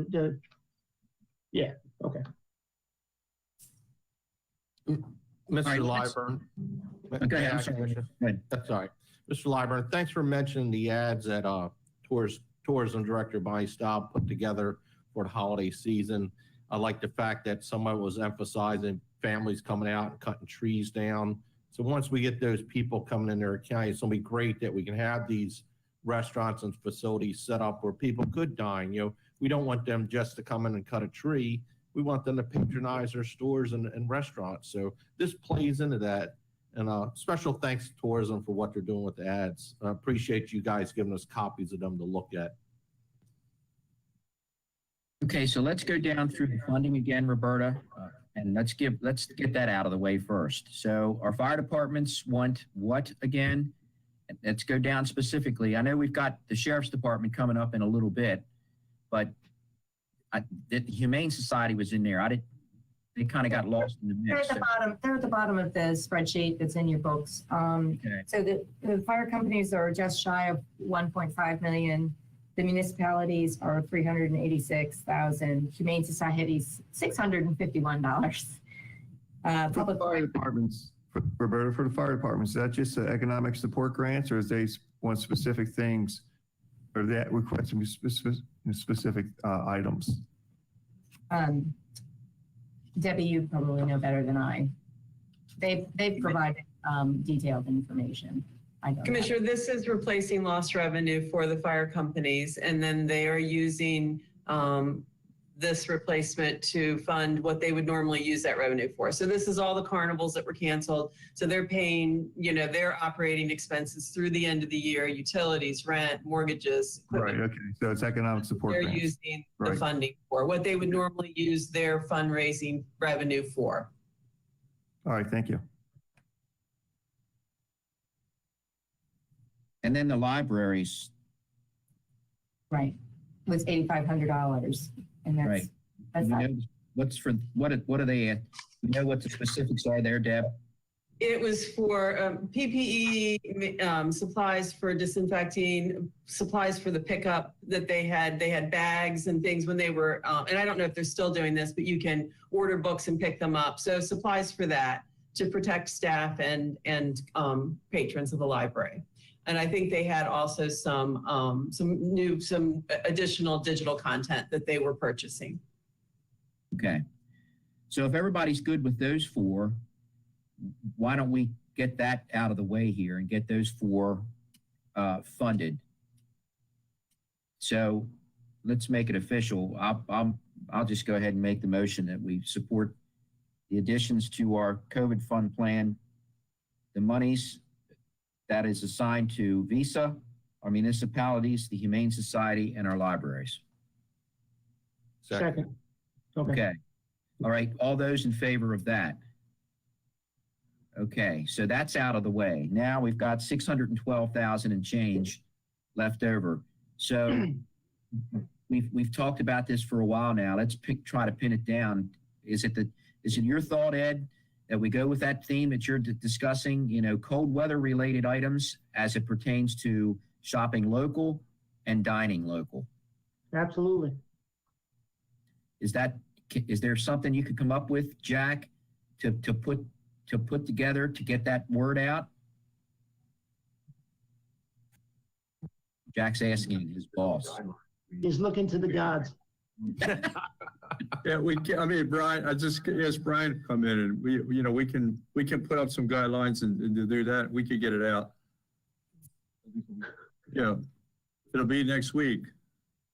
It would take a couple days to get that out because, we gotta open up all the portals. Remember, we're closed. Yeah, that's fine. And then that goes in hand maybe with what Commissioner Weaver was suggesting too. Because then we'll have an idea of what the governor is bringing out this afternoon. So that'll give you some time to maybe rejuggle the balls in the air, Jack, based on what the governor says today. But we can do that, whatever we need, we'll come back and work with Roberto on a program. But yeah, remember these expenses have to be spent by 12:30, and a lot of these restaurants have already done heaters too, but anything they can do. Now, is this going to be to, if they want to come up with advertising or marketing, as long as it's COVID related, like our previous ones? Correct. You're okay with that? Yeah, it's got to be to me, it's the theme of how do we appeal to the community to shop and dine local?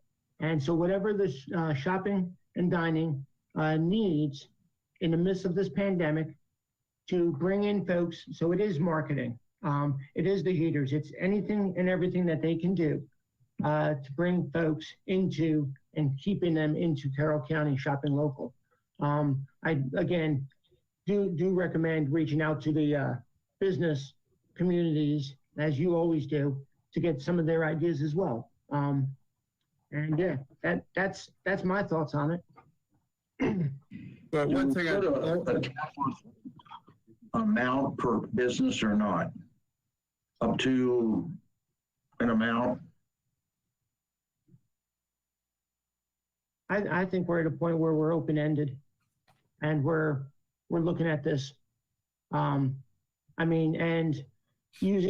I have full faith in Jack and his team to come up with the best, solutions for businesses where they're not going to go above and beyond. And it is COVID-19 related, so. And so we just go first come, first serve till the money's gone.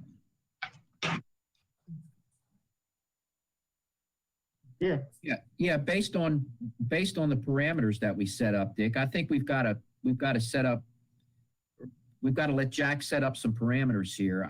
I still like the idea of focusing on the cold weather, shopping and dining local. And if that's marketing or what, it could be marketing, Wance Cafe could say, look, I got new heaters, come dine on my porch or something to that effect. Something along those lines, except for you, Fraser, because you're back at me this morning. You're out. Anyway, something along those lines, if we could set it up. I think we need to try to pin it down a little bit, Dick. My suggestion is that we don't do home businesses. We're going to get, I know some pushback on some home business. I'd just like to do, Well, I think listen, Jack, I think we were very adamant about our focus here this morning.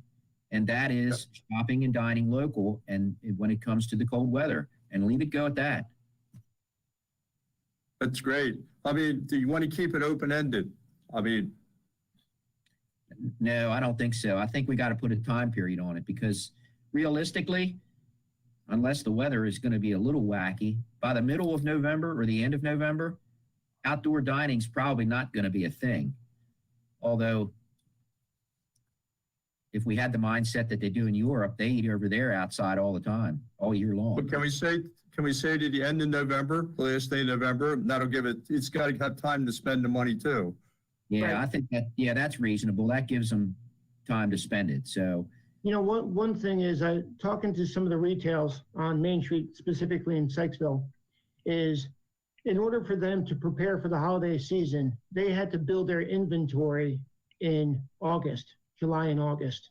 And so getting books or getting whatever they doing to sell for the holiday season, it is a real challenge for them to have done that and still going through this right now.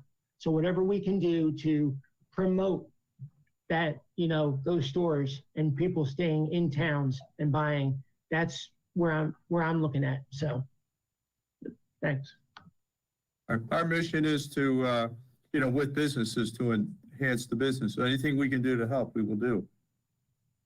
Mr. Lyburn, in our potential marketing for this holiday season, I was wondering if we can have any type of assistance to help the art community, because I've emphasized to people how art is a unique Christmas gift, and we do have a thriving art community in this county.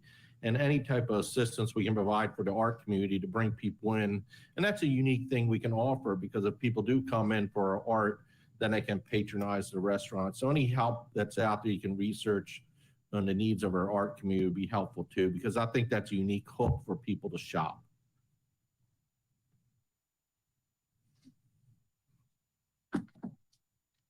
Okay, let's see what you come up with, Jack, between now and next Thursday. Let's see what our governor says this afternoon, and we'll zero in on something Thursday. Okay, we'll put it together in the next couple of days, and today or tomorrow, we'll have it ready for you. We'll send it up to Roberta, so Okay. she can, so we can. I'd rather not wait till next Thursday, because that's, so it gives them a month if we can, Yeah. Okay.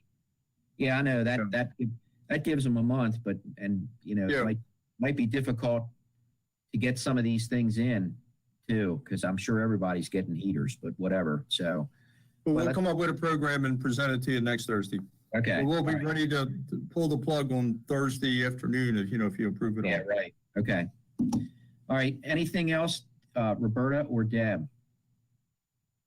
Well, you made a motion to approve the extra spending for the 4 items, but you have not made a motion for this economic development program. So if you want to do that, just to be clear. Motion to put the I economic. move that we, Go ahead. Second. All right, Ed and Commissioner Rothstein and Commissioner Weaver made a motion. They both seconded. Now, I don't know. In the interest of making sure we do it right. Commissioner Rothstein, you made the motion to go forward with that. Commissioner Weaver, you second. Any other questions on that? Okay, all in favor? Okay, and we're there with that one. All right. Anything else, Roberta? Nope, that's it. Thank you, gentlemen. We'll be in touch. Thank you very much. We greatly appreciate all the work that everybody's doing, and we're moving in the right direction here. So thank you all. All right. Anything else? COVID? Anyone? Everybody COVIDed out? All right. Well, I'll tell you what then. Let's move into the next item on our agenda, which is exercising option to purchase through the county program one of our farms. And for that, I see Deb's on here this morning. I see Mr. Devilbiss is on here this morning. Haven't seen Tom Devilbiss in a while. That's correct. Tom was out of town for a day or two. You bet. I was out of state. That's correct. So Tom, welcome back. So you want to give us the rundown here? I'll let you introduce this, and then we'll move through the process here. Tom, good morning. Good morning. Thank you, commissioners. Yes, I'm joined here today by Deb Bowers, our program manager for Ag Land Preservation. And we have two proposals for you today to exercise options. The first one will be a county program one on the John Rawlings Sr. and Ramona S. Rawlings property. This will be the last of our FY20 lump sum requests, which we're very excited to wrap those up. And the second one we'll move into will be the Critical Farms for the Brian and Jenna Reinhardt property, which you previously did a preliminary approval for back in August of this past year. So I will turn it over to Ms. Bowers for presentation and your consideration. Thank you very much. Morning, commissioners. It's good to see you all. The first one up this morning is a, yes. Are you on meeting? Yes, yes. Can you hear me? Go ahead, Deb. Okay. This is the Rawlings Farm. And we will, it's up on Cherrytown Road. It's 79.8 acres. It has 10 lot rights, and this is the last of our lump sum properties in our FY20 county program. And the cost will be $301,578 with a real nice per acre cost of $3,777. Here is an aerial view, and the Rawlings have had a school bus business for a good while. That we had to have surveyed and excluded from the easement because it's a non-agricultural business.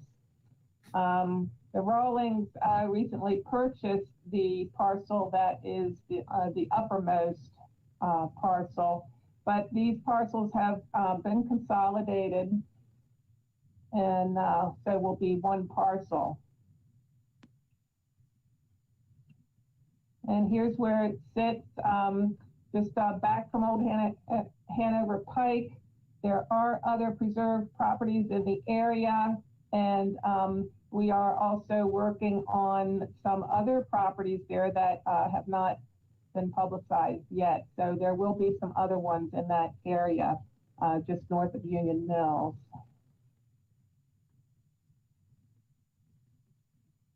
So this is a request for final approval for John and Ramona Rawlings property on Cherrytown Road. Be happy to answer any questions.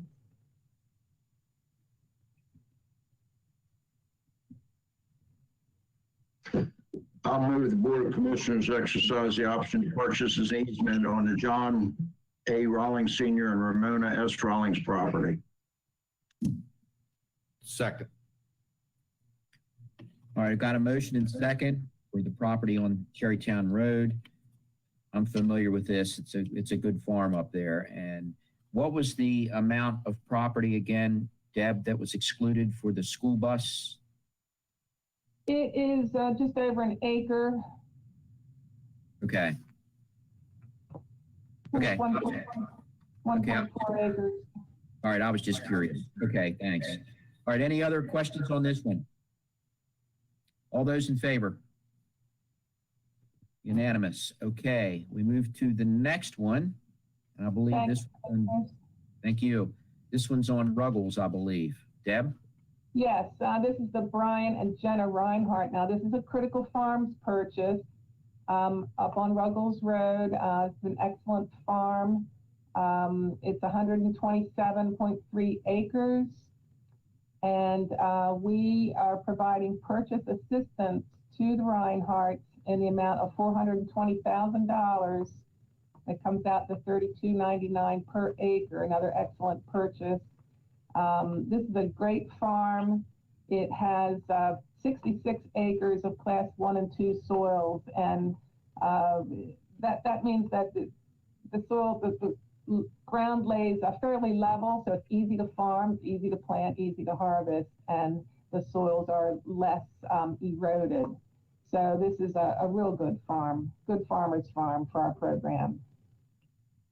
Here's where it lays. You can see it's a lot of crop ground. That's what we like to see with Critical Farms. And the farm up to the right there is also owned by the Reinhardts. So if it looks familiar, we helped the Reinhardts purchase that farm last year, and it is right now going through the state program, so it will have an easement on it soon as part of our program requirements. And here's where it sits, up close to the Pennsylvania line. Those yellow lines show the farm that we did last year. And as you can see, there's plenty of preserved ground nearby. So it really fits in well with our parameters and our preferences for Critical Farms. So at this time, we're asking for final approval on this Critical Farms program, and we are ready to move to settlement.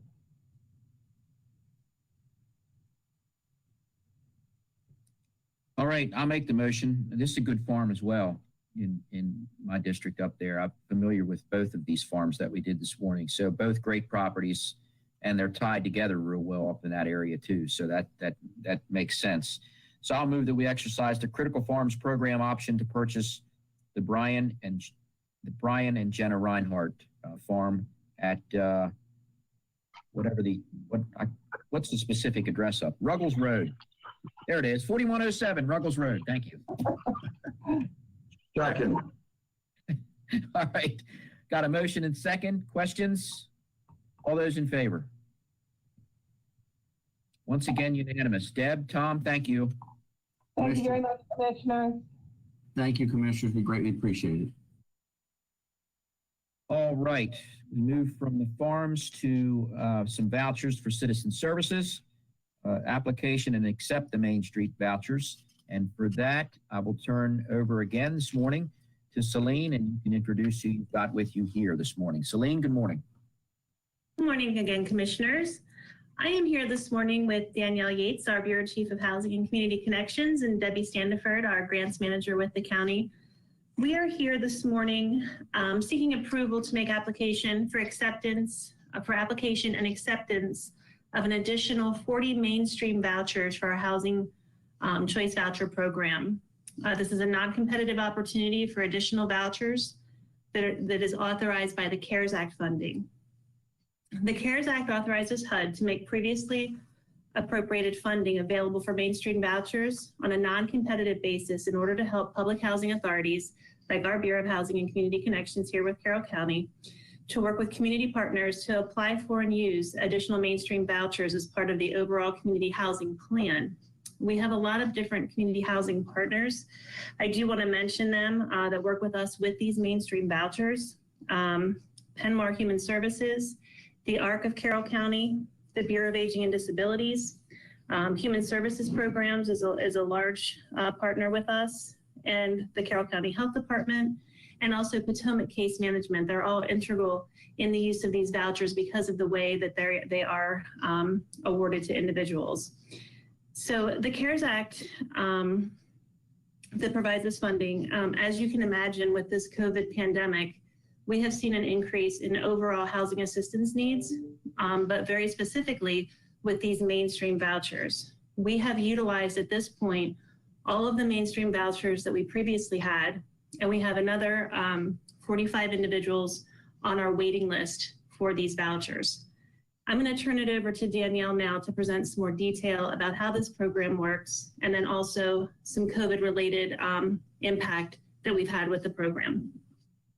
Good morning, Commissioners. So as Celine noted, the mainstream vouchers have been a valuable resource in assisting disabled individuals who are at risk of homelessness or institutionalization and helping them find permanent housing during the pandemic. We have worked very closely with several of our partner agencies to administer the current mainstream vouchers that we have. And currently, we have actually utilized all 69 vouchers that our Housing Choice Voucher Program holds. We have specifically worked very closely with our Human Services Program of Carroll County to assist in placing individuals during the state of emergency that qualify for the mainstream vouchers. The director of HSP, Scott Yard, has noted that the mainstream voucher program has been very important in assisting them with providing permanent housing solutions for individuals who are homeless or at risk of homelessness with disabilities. Since the beginning of the state of emergency, our agency has issued 31 mainstream vouchers to qualifying candidates. As noted, we have over 45 active referrals on our mainstream wait list that we are hoping to assist another 45 individuals with if given approval today to apply for the additional vouchers. Is there any other information that we can provide for you in regards to the vouchers? Yeah, I have a question for you. How long are the vouchers good for? Is this just during the pandemic, or just go on for as long as they're needed? No, this is funding that was already appropriated for mainstream vouchers that weren't utilized. So HUD pulled the funding back. And what it does is it's renewed every year, along with the other funding that we receive federally for our Housing Choice Voucher Program. So the expectation is that these vouchers would be renewed next year? Correct. Okay. Yeah, that was my question as well. the vouchers that we're receiving, or that you're asking to receive, those 45, they will be renewed? The expectation is they will, yes, once they're awarded, and if we utilize them fully. Okay, because the worst thing I feel like we can do is give them something and then the following year, they're back out on the street. So, Correct. okay, thank you. Is there a veterans priority on any of these or anything like that in their application? We have a priority for veterans, but we also have VASH vouchers, or Veteran Assisted Subsidized Housing vouchers, that we administer with the VA as well.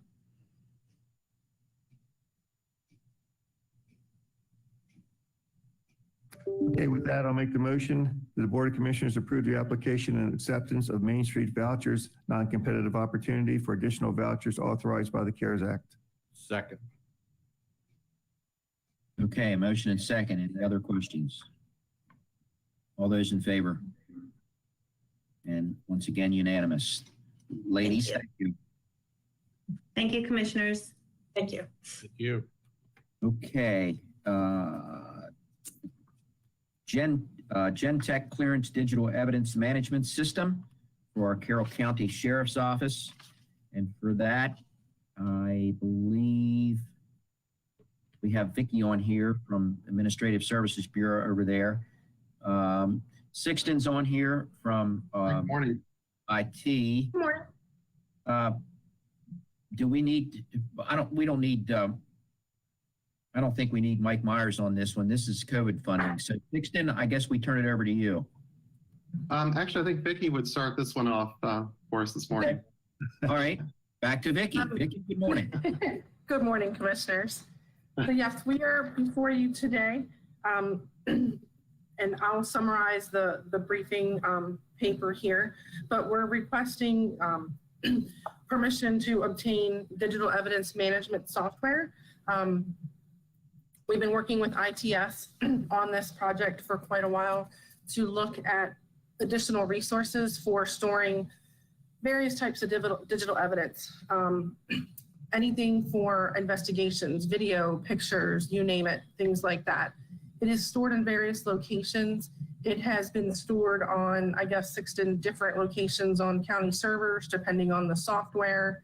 One of the reasons we started looking at this, actually, it's been a joint effort in the space on the servers and backup, looking to save space and do other options. So this is cloud-based.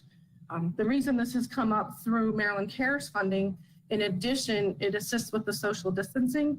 Currently, anything that we are sharing with other agencies, state's attorney's office, we literally have to download information, take those flash drives, terabyte drives over to those offices and physically share that information back and forth.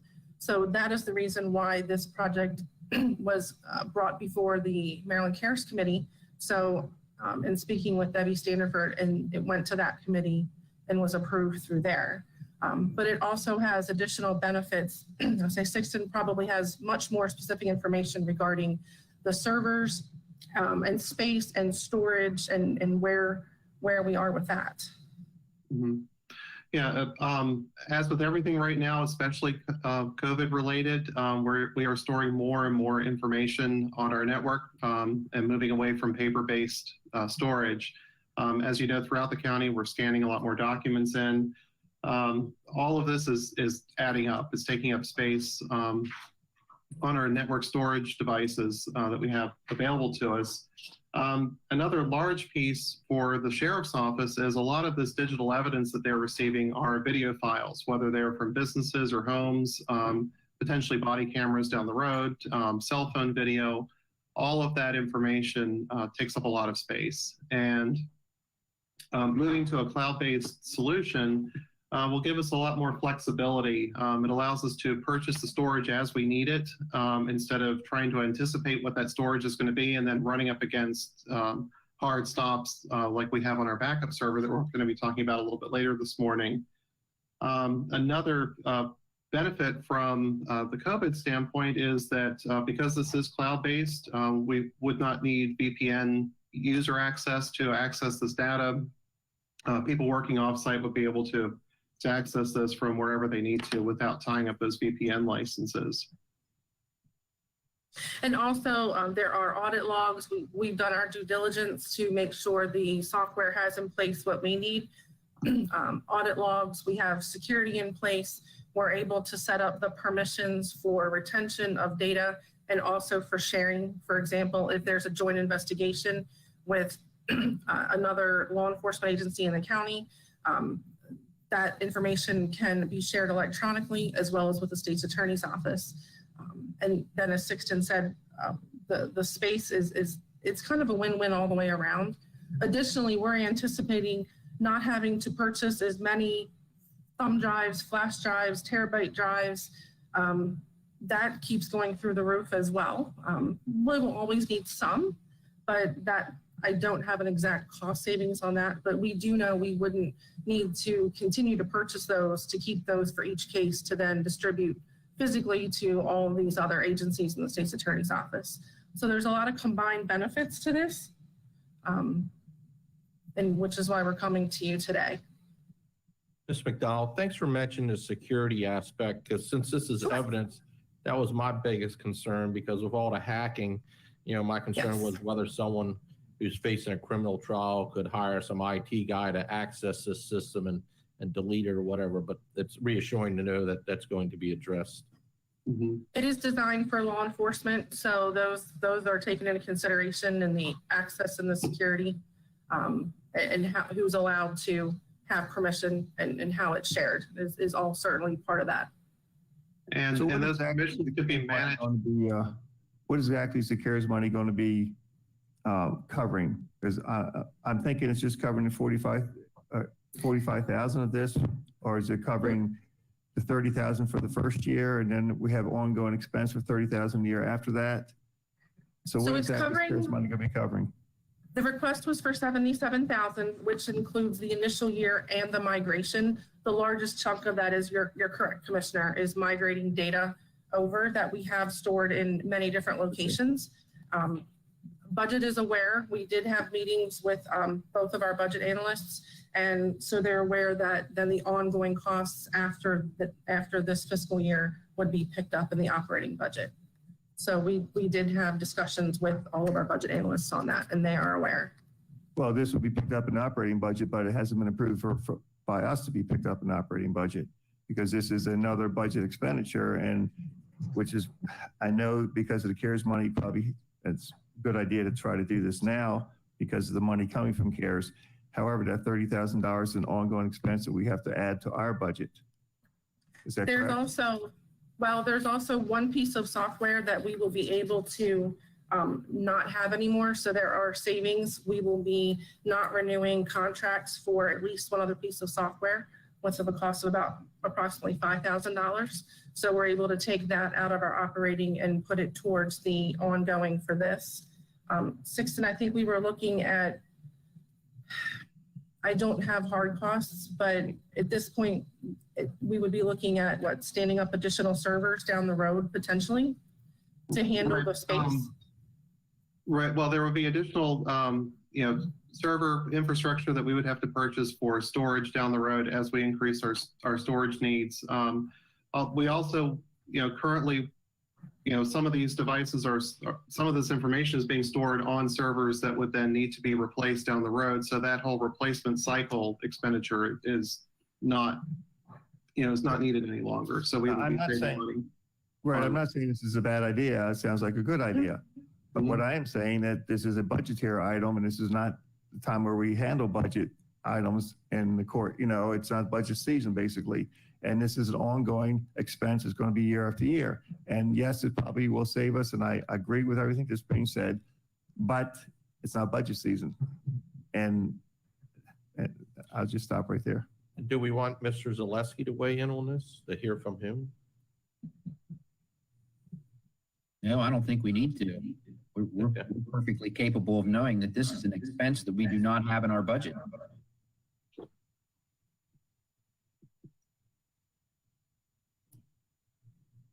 For the ongoing expenses, you mean, Commissioner? Yeah, that's what I'm talking about, Vicki, because And my other question to follow up with Commissioner Frazier is, I get it that we're getting $30,000 out of the gate for the first year. Does that first year include when we get this, which would mean only like 3 months or 4 months? What is it? Is it a calendar year or is it a fiscal year? So it would be based on the number of months that we're purchasing. So you get 12 months worth. Okay, so in other words, if we make this decision today to purchase this and you guys do it, well, let's just, for ease of operation here, let's say November the 1st you order it or get it in or whatever, then the 30,000 covers from November the 1st of 2020 to November the 1st of 2021. Correct. We'd have to put it into the FY20. The FY21 budget or the FY22 budget, because there'd be 6 months in the FY21 budget that would not be covered. Correct. And then there would be one piece of software that we would be eliminating in FY22 to cover part of those additional costs. Okay. Of approximately $45,000 to $5,000 for that partial year. So we have that software, that cost would go towards that. Now, we realized that that would be something, a partial expense in the next year. So we were looking at all of the expenses that would be reduced or reapplied. And so Go ahead, I'm sorry. That's fine. So the software was one piece for the partial year, and then some of the additional supplies that we do not have to buy. Terabyte drives run $60 to $75 each that we have to purchase for cases, and then the additional space down the road for servers. So looking at the larger picture and various related expenses, is why we brought all those to a discussion with budget to look at overall getting this covered to get us halfway through into the next year, and then being able to feel that there's enough to cover the remainder in FY22 from other areas. I would just feel more comfortable, as this is brought up during the budget season, where we can look at this against other expenditures that we're looking at. Because when it stands alone like this, you don't know what it's competing against. I mean, I know all the commissioners understand exactly what I'm talking about there. So, and we have talked about not approving things out of the budget cycle, especially if it's ongoing expenses, and that's exactly what this is. I understand the advantages of it. I do think it's a great idea. However, what is it competing against for the budget dollars? I don't have any idea about that right now because it's out of terms, out of cycle. I would feel better if we looked at this during the budget session. Just my opinion. Commissioner Frazier, I don't disagree with you for long term. What if we looked at this as a pilot effort for 1 year? What if we engage this system, we put the system in place, and it was determined that this was not appropriate, or it competed against other priorities where we were not going to continue to fund it? Would it be difficult to disengage it and take it off the books? I mean, if we did a pilot for a year using the COVID-19, dollars, and then, made a determination. I don't know. I mean, it's kind of a mix on this, but can we do that? Commissioners, I will just say we understand the concern being out of the budget cycle. However, with the opportunity for it to fit within COVID guidelines, that would take more pressure off of the budget next year, because we would have to ask for the entire $77,000 in the budget cycle, which we realize with not knowing what things are, looking at all of the pieces, that it was an opportunity for it to fit within those guidelines, to get something that we looked at needing, but then actually be in a better position for FY22 without having to ask for the entire amount out of the operating. So I certainly understand. Like I said, there was no way to put an exact dollar on those supplies needed, but we know there would be less expenses in that as well. So the difference to cover that operating, we looked at the I guess you want to say the differences between trying to get that set up now and using COVID funds, and then having less of an impact in the operating budget next year, because we know it's going to be very difficult for FY22.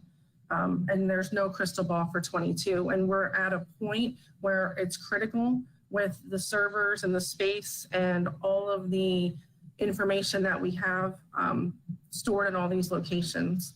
So we did look at all of that very seriously when we thought through everything. I don't think at this point, Sixton, we would be discussing if we weren't critical on the server end and freeing up space so that there's other things that are being stored. It frees up space on the current servers and takes the pressure off of that and the backups. So I completely understand your concern, but when you widen the scope of that, there's a lot of pieces that come into play with looking at attempting to do this now. And like I said, not having as much pressure on next year's budget. Could we possibly get a 2-year contract at the present time with CARES Act money and spread this out, not just 1 year to 2, or is that impossible? Sixton, I don't think it would be, would it? No, I don't think it would be. It wouldn't be impossible from the quote standpoint. Debbie, I don't know, are there concerns from your side? Hello. That's why I stayed on. I thought that was a question for me. We need to be very careful about that, and we could talk offline. It really, guidance is, if we would normally purchase something that way, we could consider using CARES Act for outside of their definition of the pandemic, which ends December 30th. But we have been very conservative about doing multi-year agreements with CARES Act funding just for that reason. So I could talk to Sixton and Vicki offline about whether this would be how we would normally purchase it. I'm assuming not, that we would do it year to year. And if it's a year to year purchase, then I would not use CARES Act to do multi-year. You know, again, I would look at an innovative approach, and if we can, then let's look at that. But if not, I got it. But, you know, again, if we look at this for a 1-year approach as a pilot, and then make a decision, a determination during the budget cycle on whether we want to continue this, and allow the argument to be made on its, you know, value compared to other things that we have to look into the budget. But right now we have funds available and we can justify it through the funding from the CARES Act. I'd be reluctant not to do this, except that if we can't put it in place and then take it away, then that's the biggest concern is so. Well, I think that question's been answered. That I don't think we can take it away once we've got that in place. Sixton, I know that many times we've asked Ripper about the length of contracts. Why can't this be something that we buy right now, similar to what Dick was saying, Commissioner Weaver? Why can't we buy a 3-year package with this thing and get it done now? So that's certainly something we can discuss with Genentech, and that was what what Debbie was referring to. That we can have that discussion afterwards about I'm not how that would fit in with the CARES funding. Yeah, I'm not talking about spreading it out. I'm talking about buying it now with a 3-year contract, and then that gets us through 2024 or something. Yeah, we can certainly do. Yeah. I know that we've asked Mark about that before down there about various software packages that he buys, and he said there could be savings as a result of buying a 2 or 3 year package with some of these things. So we've looked at that before as well. Yes. So can we? And that's similar to what Commissioner Weaver was saying. It's just but this would be purchasing it now and not spreading it out. The COVID money, we'd be purchasing it now. Yeah, but I believe what Debbie was saying, that COVID money, you can't really use it for that because it goes beyond December 31st. But if I'm wrong, Debbie, just tell me. But since you're shaking your head, yes, I feel I'm right in that. So with the spreading out for 3 years, we still can't pay for that with the COVID money. That would still come out of our budget. And as we all know, our budgets in the future are not looking that great. I'm very reluctant to do this add the budget cycle for the fact that what is it competing against? I think it's a good idea. I didn't say it wasn't, but it shouldn't be coming up at this time. And I realize the reason it's coming up at this time is because the COVID money initially was $77,000.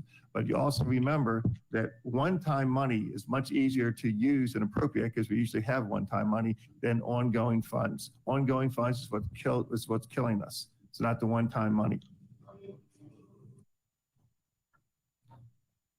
Commissioner Fraser was right. I'm marking that down. And it's good to see you being a fiscal conservative on this. I happen to agree with a lot of what Commissioner Fraser is stating. And I know it's something that our budget director emphasizes to us time and time again and drills into our heads. So we're in a very tough situation on making a decision on this. Now, most all of the COVID funding that we've provided are one-time items. So let's be clear about that. And we don't have ongoing expenses as a result of them. So this kind of throws us into a different lane. I'd kind of like to stay in our lane here. What would be the harm in checking and coming back next week with the possibility of the technicality here, I understand, Deb, of purchasing a 3 or 4 year contract of software now, because it's got to be just a technicality there. I mean, I can't imagine if we can get a better deal by purchasing multiple year software package with this, I would think that would come under the auspices of the relief funding. Well, that was going to be my suggestion. Let me talk to IT staff about this, and we'll come back to you next week. If we can do them, if I feel comfortable doing multi-year, I would recommend that. But I don't, I don't want to do multi-year and then be audited and they want us to give money back, because then that just defeated the purpose, right? So I get that, but maybe if you do it under, maybe if we go back to whoever the software folks are, Marathon, and say, look, if we purchase 4 years, then it might only be 90,000 as opposed to 120 for 4 years. We can realize a savings there.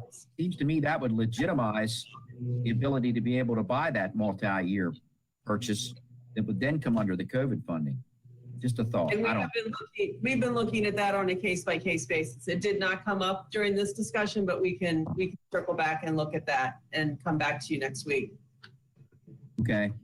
Is that all right with you, Dennis? Sure. Okay. Everybody else good with that? All right. We'll see you all next week. Thanks. Okay. Thank you.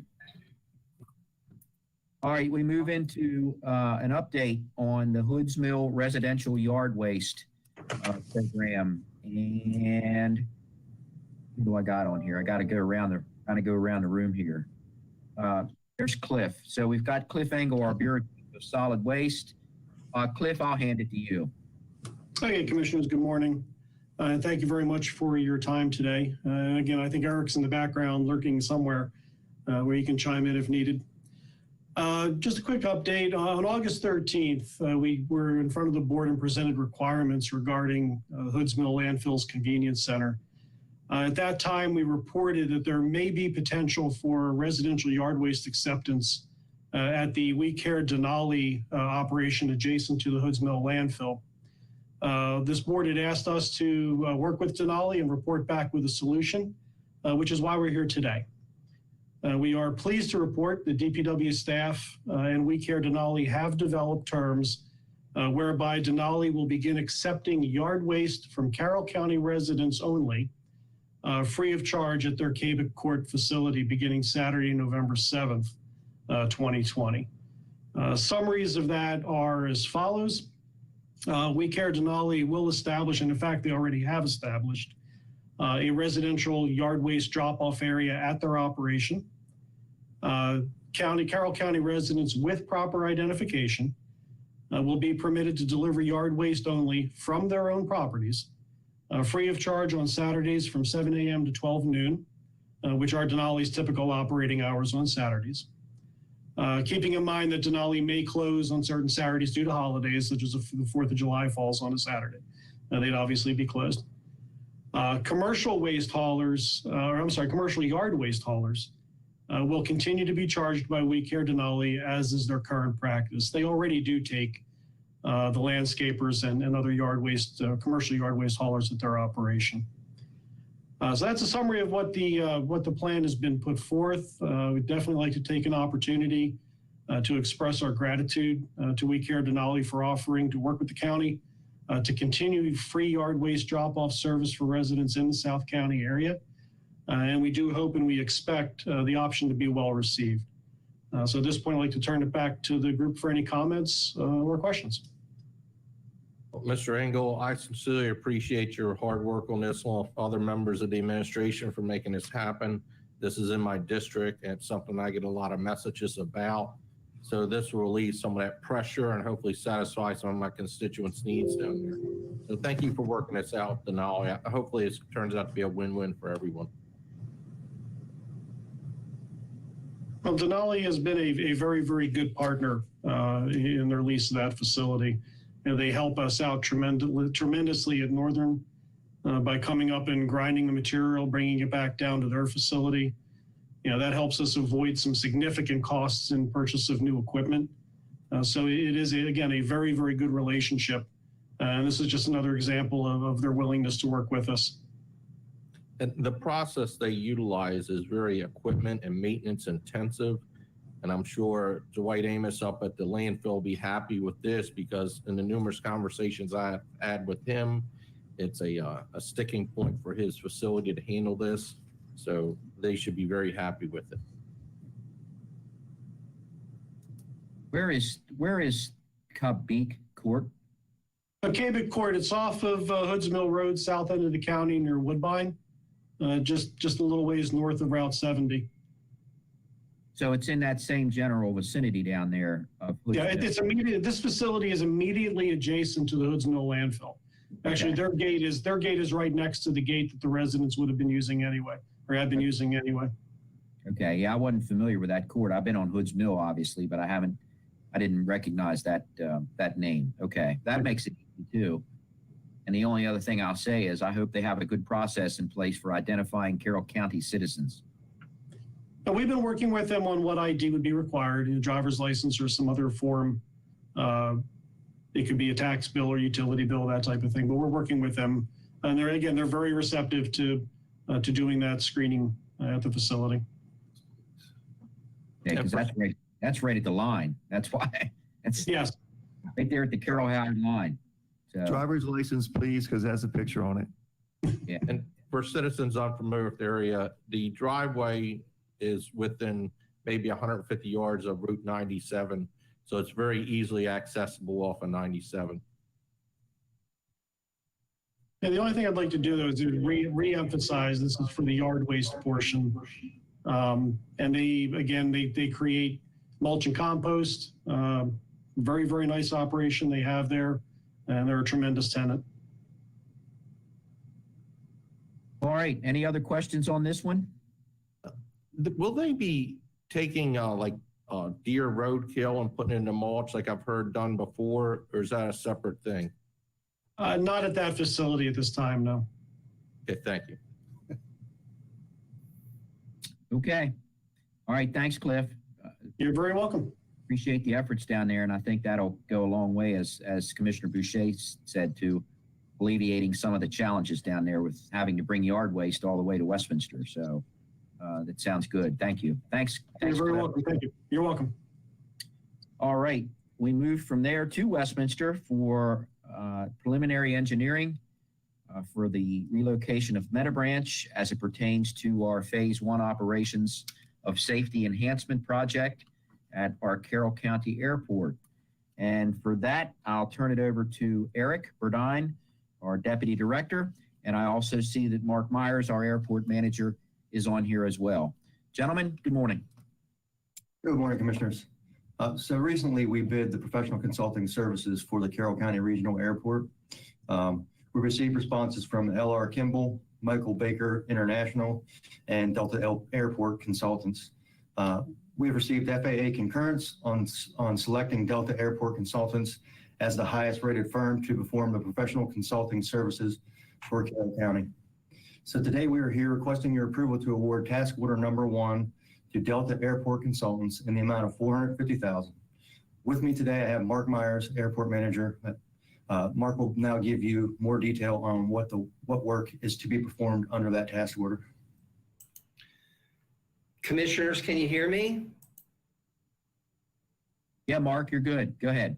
Okay, thank you. Good morning, Commissioners. As Eric stated, we're seeking to approve task order number 1, issue a notification to proceed to Delta Engineering to begin preliminary engineering for the relocation of Red Branch Road outside the runway object-free area for the reconstructed runway. Of course, part of this effort will be in gathering geotechnical data, doing preliminary design, surveying, core boring, stormwater management planning, so forth. Funding's coming from the FAA, the MAA, and some FAA-provided CARES grant money.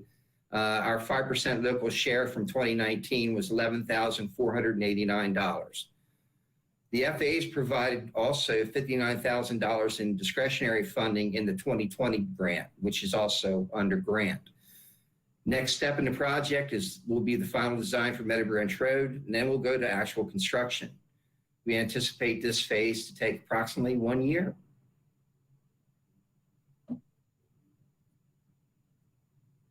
Okay, so the funding of this is, let me get this straight again. The 5% local share is $11,489, right, Mark? Yes, sir. That was from 2019. Okay, and then the bulk of that then goes for reimbursement by the FAA. Absolutely. Okay.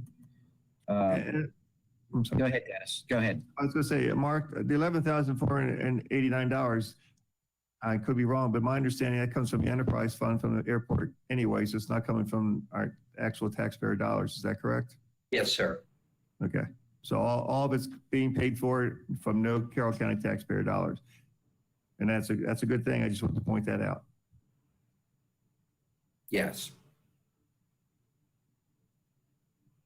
And with that, I'll make the motion. The Board of Commissioners approve task order number 1 and issue the notice to proceed to Delta Engineering for Meadow Branch Road relocation design services. Second. All right. You go back in time to say that. Got a motion and second as we continue to make progress with our safety enhancement project at the airport. Any questions? No. All right. All those in favor? All right. Unanimous. Thank you, Mark. Thank you. Eric. Yep. Thank you, Commissioners. Okay. Fund transfer request for the North Pump Station and Sanitary Main Improvement Project. And who have I got on here? Andy's on here. Our Bureau Chief and Utilities. And I guess this one's yours, Andy. So I'm handing it to you, sir. Good morning. And you're muted, Andy. Something's wrong. Hey, Andy, you're muted. Your gearbox up there on the right-hand side to make sure that you might have to refresh your microphone setting there. We're not hearing you. Yeah, up top in the right-hand corner, Andy, there's a little gear. Hit on that and make sure your mic is open.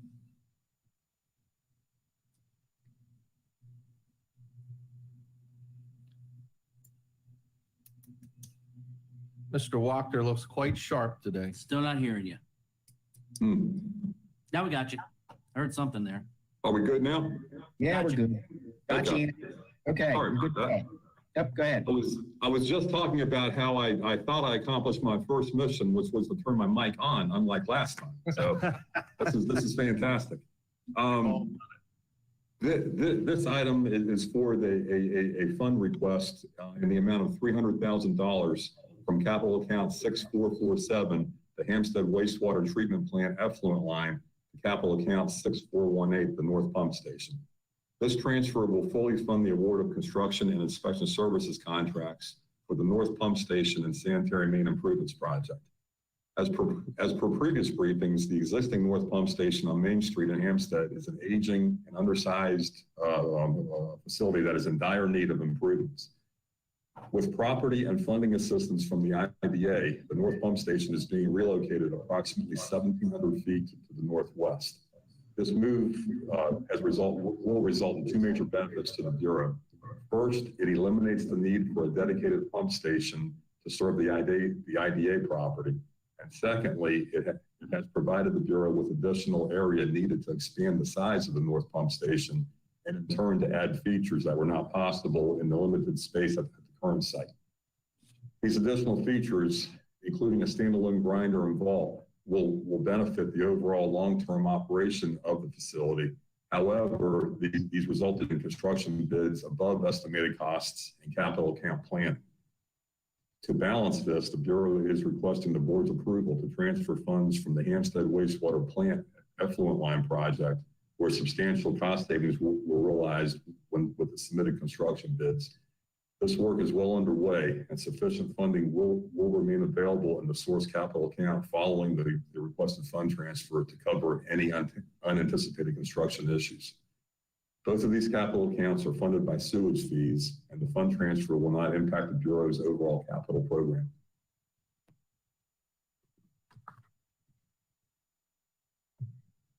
Okay, questions for Andy on this project?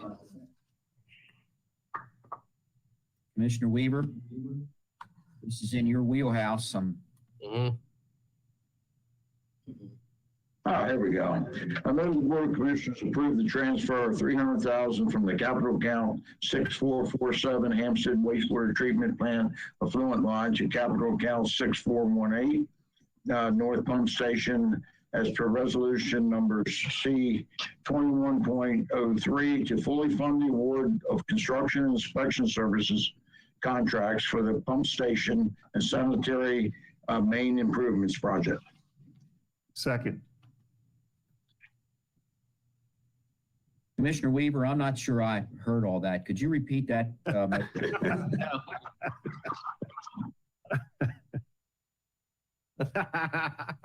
On, now his microphone is on. Okay. All right, I've got a motion and second for this transfer. Any questions? All those in favor? And that's unanimous. Andy, thank you. All right. Thank you, Commissioners. Yep. Moving on to the North Pump Station and sanitary main improvements, construction inspection services, and same cast here, but we'll turn it over to Mike Myers as this is a purchase. Mike, good morning. Good morning, Commissioners. So yeah, Andy just told you a little bit about the project for the construction of the North Pump Station and main sanitary main improvements. So the county went out to bid. We received 8 bids, pretty competitive, got quite a few, and we'd like to award to Wickersham Construction the amount of $1,872,408. A few additional tidbits of information, Commissioners. The new facility will include a wet well size for the build out of the service area. The current facility cannot handle full build out of the upstream drainage area. The facility will also include 2 sewage pumps, the separate grinder and vault that I spoke about a few minutes ago, a natural gas powered standby generator, a control building, and gravity enforcement extensions 1,700 feet from and to the current pump station site. The Bureau is very pleased with the bids received and is confident that they reflect value.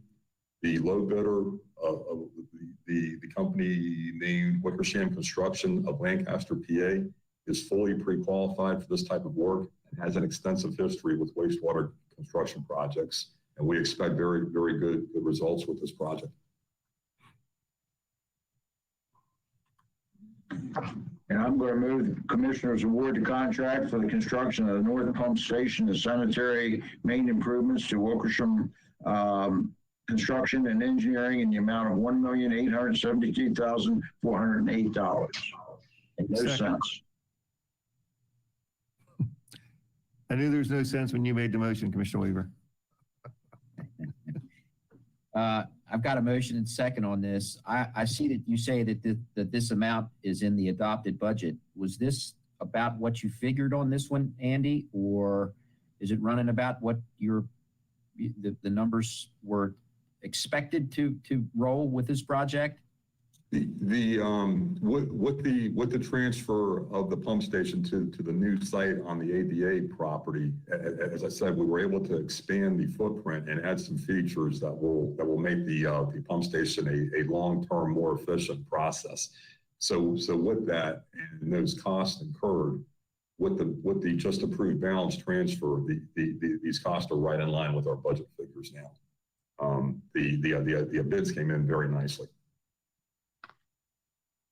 All right, very good. Any other questions for Andy on this one?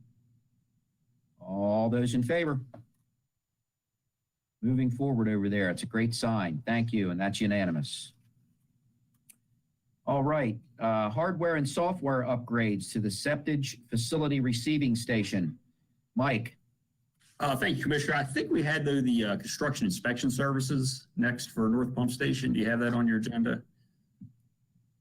Did I get one ahead? Sorry about that. Maybe I did. Yep, you're right. I skipped over it. Yeah, thanks. So the construction inspection services. Sorry about that. Great. So for the construction project that we just awarded, we need a firm to provide construction inspection services. So we reached out to our term contractors. We received 2 bids, and we'd like to award the contract for construction inspection services to Johnson, Moran, and Thompson, the amount of $162,396.50.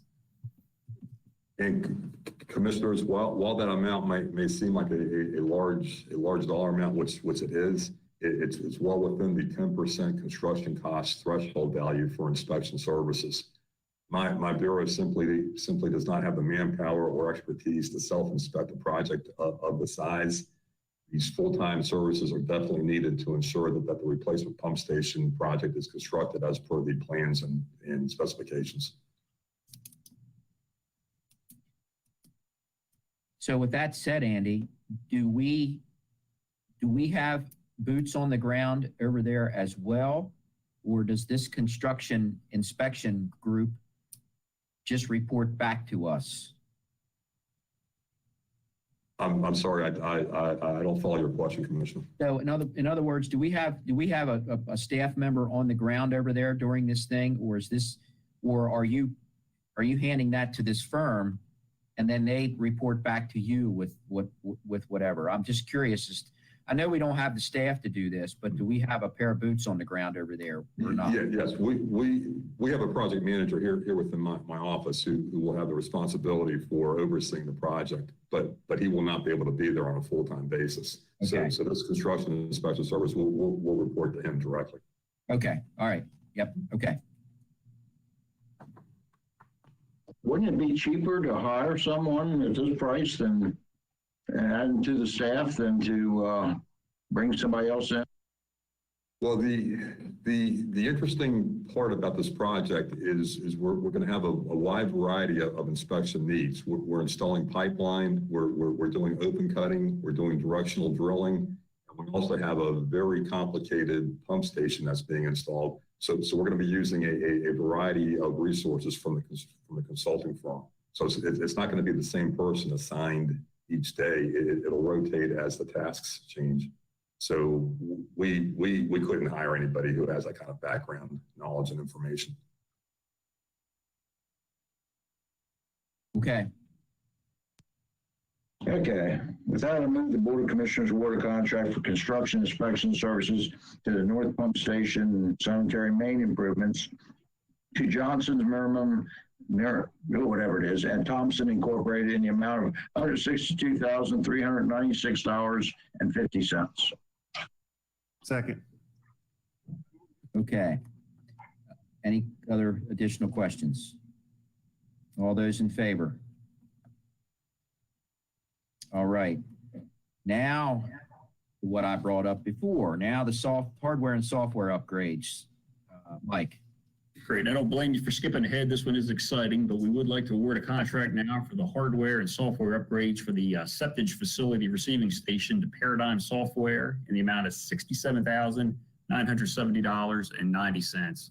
This is an existing contract. We're just upgrading the hardware and software to this one. And commissioners, water and sewer projects are very exciting, contrary to popular opinion. I don't know what all the chuckling was about there, but The hardware and software upgrades to the septic receiving station have been planned to be coordinated with the city's current wastewater plant ENR upgrade project. As you can imagine, the extreme conditions at the receiving station greatly impact the hardware features.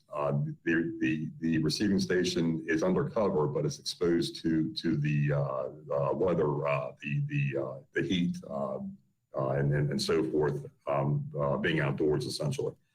The primary function of the receiving station is to measure and record septic hauler volume discharge into the treatment process. These volumes are then used for accounting and invoicing purposes. The facility, believe it or not, processes 17 million gallons of wastewater and invoices $1.2 million on an annual basis. And as Mike just said, these existing system components were originally installed by and continue to be serviced by Paradigm. Board approval of this request will allow for a smooth transition to the system upgrades.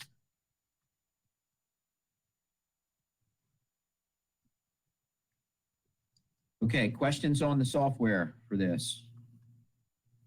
That's a lot of money coming through hardware and software. Andy, I want to express to you, I took a hydrology course once, and this is stuff I learned more about plants and water treatment than I ever thought I would know or wanting to know at that time. But it is exciting stuff once you get into it. And if it doesn't work right, you will know how exciting it is. So I understand exactly where you're coming from. And I moved the Board of Commissioners award a contract for hardware and software upgrades to Sea Beach facility receiving stations to Paradigm Software LLC in the amount of $67,970.90. Second. Okay, any other questions on this purchase? All those in favor? And unanimous once again. Right, thank you, Andy. Thank you, gentlemen. Yep. Good. All right, we're moving on to a license upgrade for the Avamar system for our Department of Technology Services. And Mr. Myers again. Mike? Thank you. Yes, finally today we'd like to request your approval to award a contract for the license upgrade to the Avamar system, which is the county's backup system, to IP Data Systems, the amount of $28,930.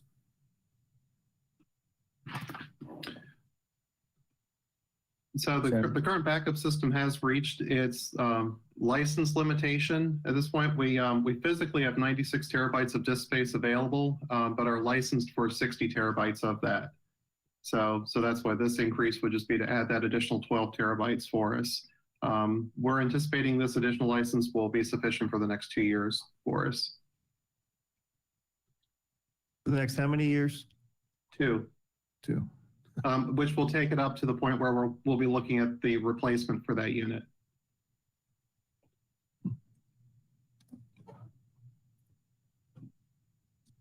Okay, any questions for Sixton on this?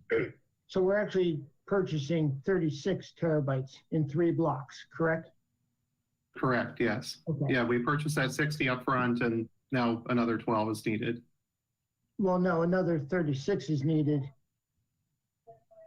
but it's sold in 12 terabyte blocks. But we're only purchasing one 12 terabyte license out of this request.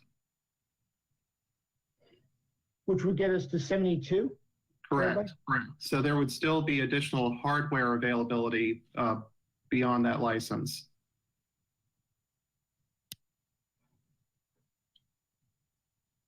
Okay, I'm just trying to understand.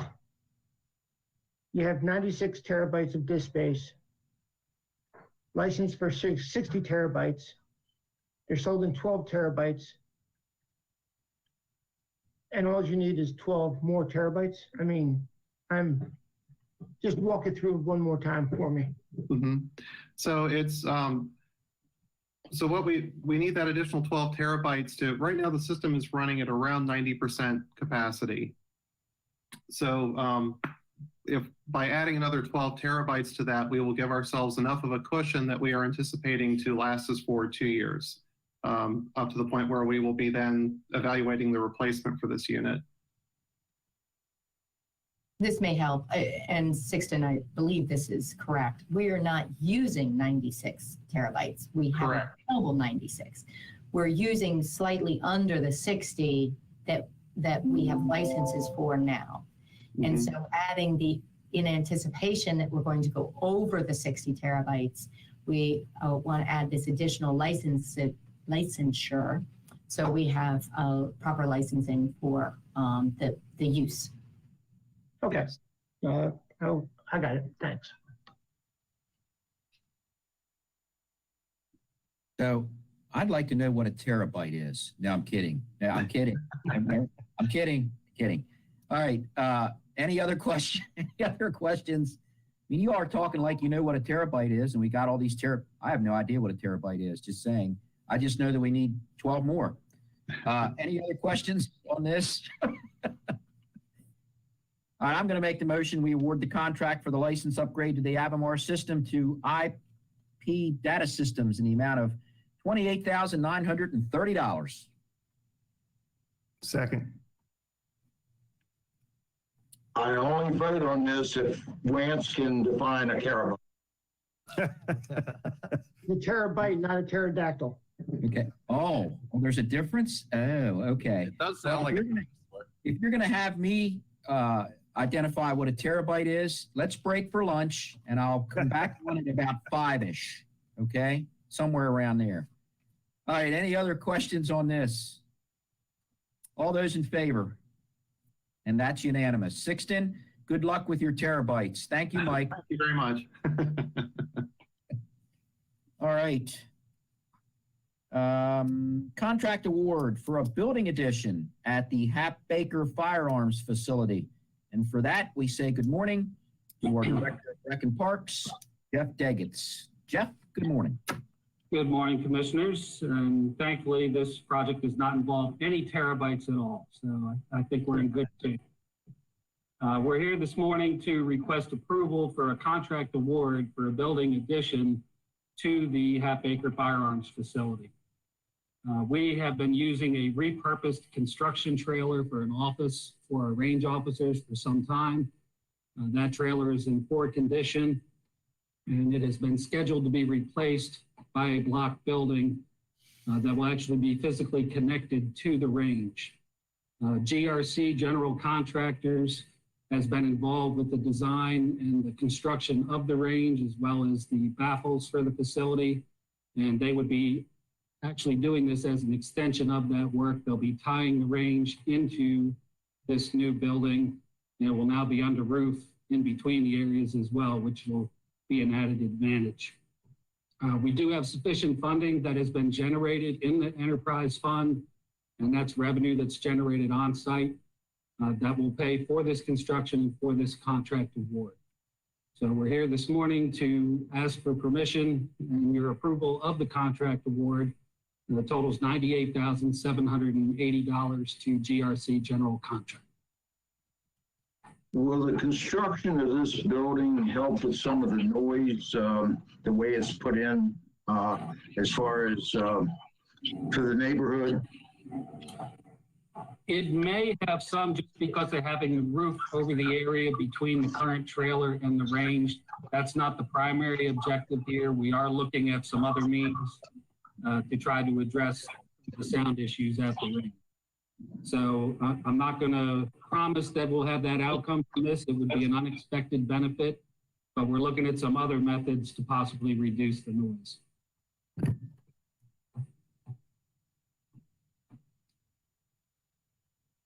Okay, any questions with Jeff on this project? I know this is long overdue. I've been out there, and the trailer's kind of leaning towards the landfill or something. Anyway, it's not a good look. Ed, I'm going to take a little thunder from you on this one, because I usually ask this question, but GRC, was this bid, or we're just using them because they've worked there before? I'm unclear on that part. We worked with purchasing on this, and basically it's being viewed as an extension of the project that was completed there. And because they've done the design work and they're actually physically tying this new structure into the existing structure, the decision was made to go with GRC. And we've had positive experiences working with them in this facility in the past. Okay, what's the timeline here, Jeff?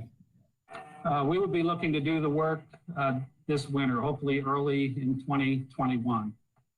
And we're not open as many days to the public then, so it has less impact on the public. So we're ready to go. And we have a purchase order that we're ready to award to them, but because of the dollar amount, we're here this morning for your approval and concurrence.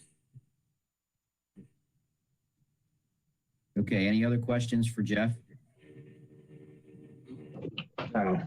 I'll move the Board of County Commissioners approve the award of contract to GRC General Contractors Incorporated in the amount of $98,780 from the Half Acre Firearms Facility Enterprise Fund. Second. Okay, got a motion and second. Hearing no more questions, all those in favor? Okay, that's unanimous. Jeff, off you go. Thank you very much. Good luck with that. Good luck with the project. That's something that's been needed for a while, as you stated. So that's good. Thank you. Yes, thank you very much. All right. With that, we've reached the end of our agenda items. Before we get into looking at future agendas, I will open it up for any open administration items. I was wondering if we get Mr. Burke to come on board, because I had mentioned a possible conflict of interest last week and he had addressed it. I just wanted to publicly clear it up to make sure everyone understands. There he is. Mr. Burke, you presented a report to this board to make sure that we're in compliance with the law. Did you want to brief the public on what you had shared with us to make sure that we're in compliance with the law? Well, as long as the board's comfortable with me disclosing your legal advice, I'm happy to. Any objection? Any objections here? If it gets me out of more mud, I'm good with it. Thank you. That's what I want to make sure happens. I get thrown in the mud a lot, so maybe this will give me a chance to get out of it a little bit. So I'm good with it. Tim? Okay. Well, the question was raised as to whether the board's president's vote to extend the local state of emergency constituted some sort of a conflict of interest. And legally, a conflict of interest only pops up when an individual derives a personal benefit from actions or decisions made in their official capacity. That could be a benefit to you or members of your family. Generally we're talking about financial interests. In other words, the commission takes a vote that affects his or her financial interests or those of a close family member. The vote to extend the state of emergency, in my opinion, does not constitute a conflict of interest for the president. And the reason is the local state of emergency, as I stated earlier several weeks ago, has a very severely limited impact. It merely triggers the activation of our local emergency management plan. Some of the things it would provide for would be a provision of emergency shelter, evacuation, debris management, rescue operation, public information dissemination, that sort of thing. So it doesn't appear that the president's vote to extend a local emergency plan would benefit himself or his family financially in any way, or in any way different from the public at large. So I concluded that it does not constitute a conflict of interest. Any Mr. questions? Burke, I sincerely appreciate you clarifying that for the public, because I in no way insinuated that our board president had gained any financial gain whatsoever from this. It was merely just a technicality of the political science. And what I was alluding to was the fact that authority, which is power, comes in two forms, the formal form and the informal form. And the formal form is laid out in the statute of the law. I think what I'm alluding to more or less is the informal authority that I think we as a board lose by being in a state of emergency and not meeting in person. And I hope that since we have the barrier set up here in the boardroom now, that and the fact that all of our employees are showing up for work, I'd like for this board to start really considering showing up here in person and meeting, because in the political science terms, we as commissioners are both executive and legislative in our authority. That's why we do not have a separate council and a county executive. When we hold these meetings virtually, we are fulfilling our legislative obligation to the public that we're elected to do. But I think what we're missing by not being present in this building as the executives is we are not addressing our direct executive authority. We have not had a closed administrative session since, I guess, March. And I think that's to the disadvantage of this board and our obligation to the citizens. And by not meeting in person and having our administrative sessions in person in this building, we are inadvertently delegating out our elected authority and responsibility over to the administration. And not that our administration is doing anything wrong, but it does not comply with our elected obligations. So even though we maintain this state of emergency, I still think at this point in time, this board should seriously consider meeting in this building. After all, we've made a substantial investment into upgrading this facility for safety standards. Commissioner Frazier and I are sitting here. We have plexiglass, I guess, 4 different dividers of plexiglass between us. We also have plexiglass at the tables for the administrator and the county attorney. I see no reason why we should not be able to start meeting here in person and fulfilling more of our executive responsibilities by showing up in person. And the second thing I noticed in the briefing from the county attorney, he listed off 8 different reasons why we should be in a state of emergency. And by going down through that list, I will have to quite emphatically state that not one of these reasons are presently needed to be in a state of emergency. And if we want to go down through that, I'd love to go individually over each one and try to see how being in this present state of emergency is addressing these 8 different parameters of being in a state of emergency. So technically, under a legal standard, I don't think we've met the obligation as spelled out by the county attorney to even be in the state of emergency. Well, if I can comment, Commissioner Boucher, and everyone knows I don't think we should be in a state of emergency. I don't feel, but we also just voted on staying in the state of emergency for another 30 days. If we want to look at those points, and we should, I think we should wait until the end of that time period and then bring it up and look at those points at that particular time, because we voted to extend it. So let's wait till the extension's over and then, talk about what you're talking about with those points that you got from our county attorney.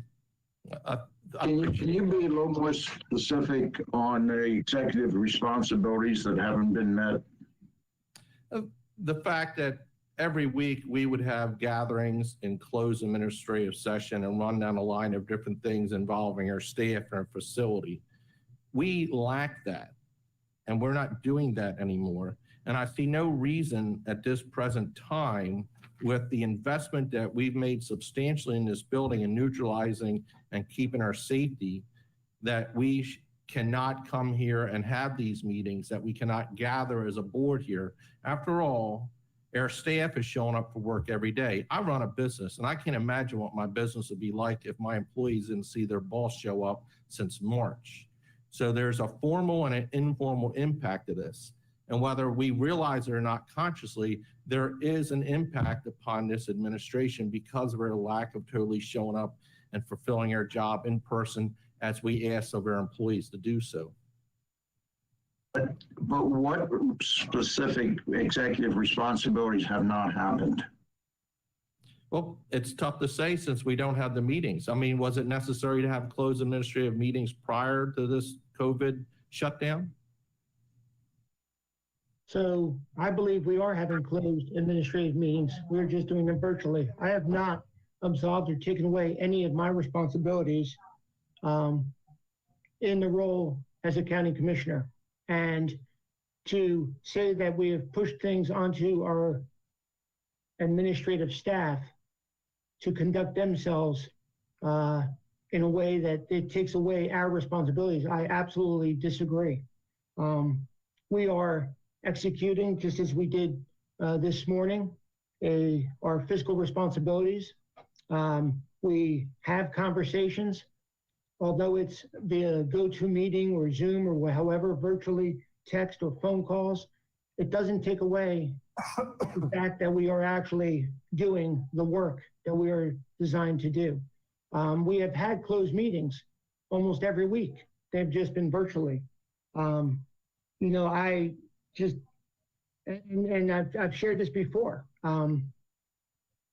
You know, I take this very seriously that, you know, we are maintaining our responsibilities as a board of county commissioners. And I think we are doing a very good job in the collaboration and in the work that we're doing. I feel like we haven't, I won't say missed a beat, but we have continued to move forward. I believe that as long as we continue to abide by the law, the masks, wearing masks in public facilities, in government facilities, keeping our distance, in doing the things necessary to minimize the impact of this pandemic, we will get there sooner than later in getting together. But I think we need to all lead by example in everything we do. So that's my 2 cents about this. You emphasize lead by example. We ask our employees to show up for work. I have a business as well, and leading by example is ensuring that we are maintaining a safe and secure environment, maintaining our roles as county commissioners. And I feel that we are doing that. We don't need to physically be at a dais to ensure that we're doing what's right. The perception of being on the dais, I understand, is important, but I believe the perception of doing it via the way we're doing it virtually is as equally important to recognize the importance of safeguarding our community and doing what's right, because this pandemic is still out there. So we need to continue to balance it, and we're moving in that direction. I don't think sitting at the dais or around the table to say that we're in a closed meeting because we're at a physical table is going to change the fact that we can do a closed meeting. It froze.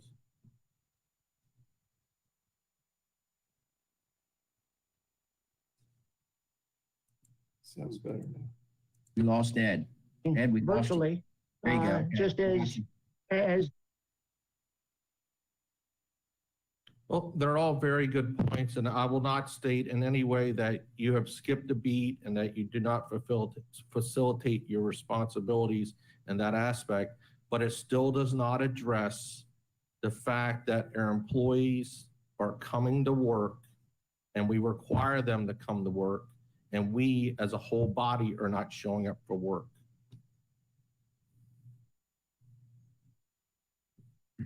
So for the record, and I get thrown under the bus by you on a pretty regular basis, Commissioner Boucher, I'm actually here today. No, I know you are, and I love it. I think you and I were the first ones to come here, and I love it. I'll tell you what, President Wance, you showing up for work is an inspiration to our staff, and I highly give you recognition for that principle that you're fulfilling as a commissioner and the president of this board. And I'd like to see leadership to encourage our colleagues to come in here. There's absolutely no reason why this board cannot come in this building, conduct its business just like we ask of our employees. And I feel very confident that an overwhelming majority of our staff feels the exact same way.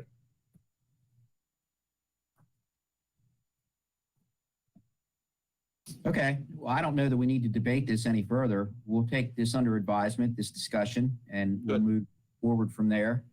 I'm comfortable in my office. I'm really not comfortable in that room yet, nor do I think that the more than two in there is we're ready for that yet because of audio and the camera thing. Now, I guess we could each bring our own laptop in there and set it up. But you know, I'm not comfortable. And you talk about closed sessions. I can tell you right now, I'm not comfortable getting in a room without some type of petitions between us. So, you know, that's how we always conducted those closed. And I'll agree with Commissioner Rothstein. We've had numerous closed administrative sessions to conduct business when it comes to our boards and commissions, which is what we did before in person, and go over items. We've done that. We've just done them virtually. So I'm not ready to get into a room yet, especially, well, I'm not going to go there about the mask thing, but I'm just not ready to get into a room yet. Well, I appreciate it. In a single room where the correct best practices have not been put in place. I go see my mom and dad almost on a continuous basis, and I will not come to work and come into a room with someone who doesn't believe in masks and then take that home to my mom and dad. I'm not going to do it. Well, I appreciate that, but let me call you out on this fact for the public. You had no problem holding the interviews for emergency medical service director in a room with social distancing, and none of us had a mask. How is it any different now than we appointed and picked out our emergency medical director? There's no reason why in this building we don't have a large enough room where we can social distance and accomplish the safety that you're looking for. After all, you led us in that appointment interview process for the emergency medical director, and you had no grievance at that time, and you felt perfectly safe at that time as well. I believe we've taken risk in doing that, and we've learned a lot since then. And we've recognized to get over this, we should not be putting ourselves at risk the way we did. But we accepted the risk in doing what we did. We've learned since then, and we've been told and by law about the masks and about social distancing, and we need to now maintain that. But you're right, Eric, we did. But that was a risk, associated with it, so. And I believe, if I'm not mistaken, that everybody had a mask on when we did those interviews. We asked our interviewees if they would be okay with taking them off, but I believe we had them on and we were social distanced around that room. So that's what I remember. But anyway, that's the way that goes. Listen, I'm not here to debate the subject. I've got what I believe in, and I have very strong beliefs when it comes to this. I have not inserted politics at any point during this pandemic, and I will not until we get through it. Other folks have, and that's their right to do that. But with my background and all the ambulances that I've ridden in the back of, and my family background with my wife being a nurse, I believe what I believe. And I didn't go to school to be a doctor or a scientist. Other folks did. I believe what they're telling me at this point. But again, I see both sides of this. I'm here today. I'm in my office. I'm not going to be in that room, and I don't think we're quite ready for that room. But I've made an exception by the fact that I'm in the office today, and I've been trying to do that. I'm very happy you show up in your office, but each week we look at the data being presented by the State Health Department, and each week we see the same thing. We have literally flattened the curve exactly as Governor Hogan asked us to do. We don't see an uptick in the fatalities. We don't see an uptick in the hospitalization. I mean, how much longer on this trail do we maintain ourselves before what indication will eventually come out and says, oh, all of a sudden we as commissioners can come in the building and work just like we ask of our employees? What is that indicator out in the future looking like that we need to find to actually come in this building and work together as we were elected to do so? So I think we're there with the statistics because everybody's most everybody's wearing masks and social distancing. Can you imagine what the numbers would be if we weren't? Well, I must state that last week I mentioned the CDC did a study on the infection rates and said 84% of the people infected had masks, 16% did not wear masks. And I must say, informally, I went up to Gettysburg this past weekend and looked around, and it's about 15% of the people are walking around without masks.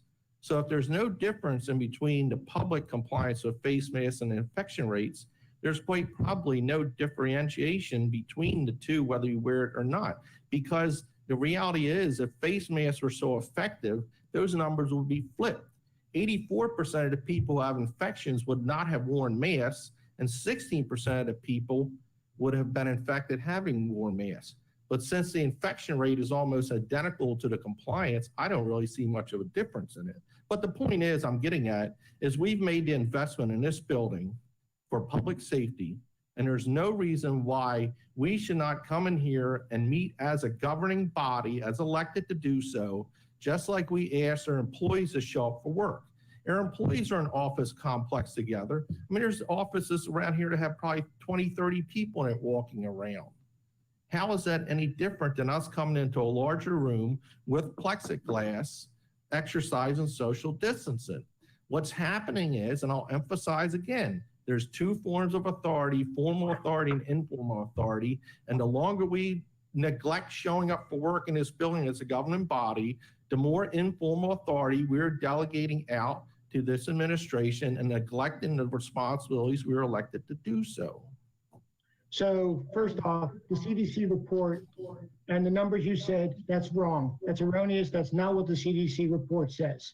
So recommend going back, because it was quoted by others, that those numbers that you shared, and going back, the CDC director along with others said that that report is not those numbers. So recommend relooking at that.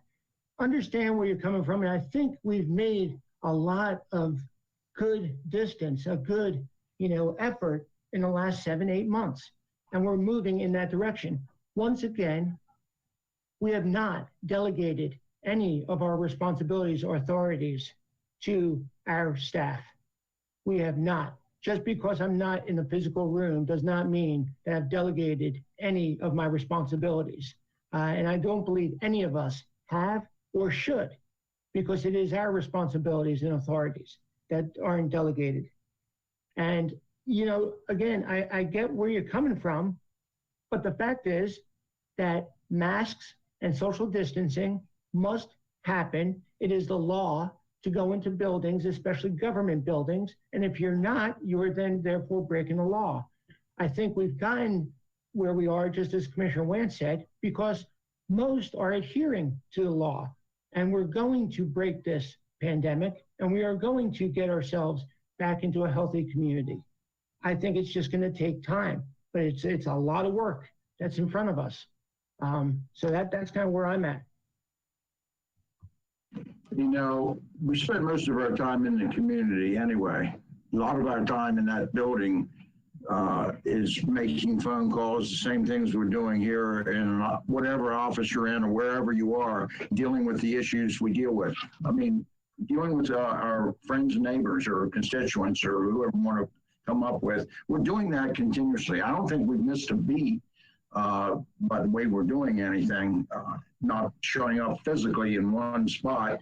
Sure, it's, I guess, for looks, and that's about it. But as far as getting the job done, you tell me what we haven't done at this point and what hasn't been accomplished. In fact, I think this has been a very effective time for Carroll County. And you compare us to a lot of other counties with county executives and all the others, we're farther ahead than they are. And we have been very efficient and have done a fantastic job in this county, moving ahead, not just standing still. And just look at the Economic CARES Act and the money going out.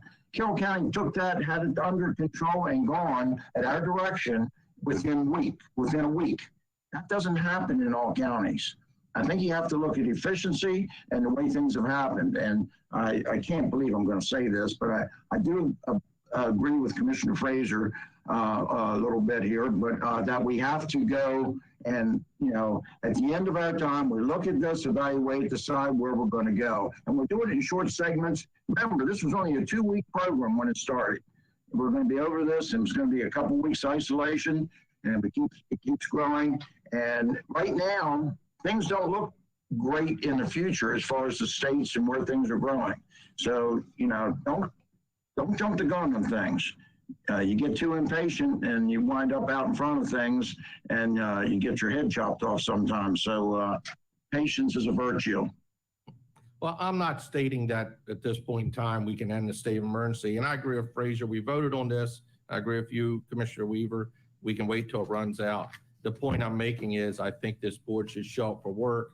And if Commissioner Weaver's argument is correct, there's no need for us to show up for work, then that should apply to our employees. Then there should be really no need for employees to show up for work either. Is that correct?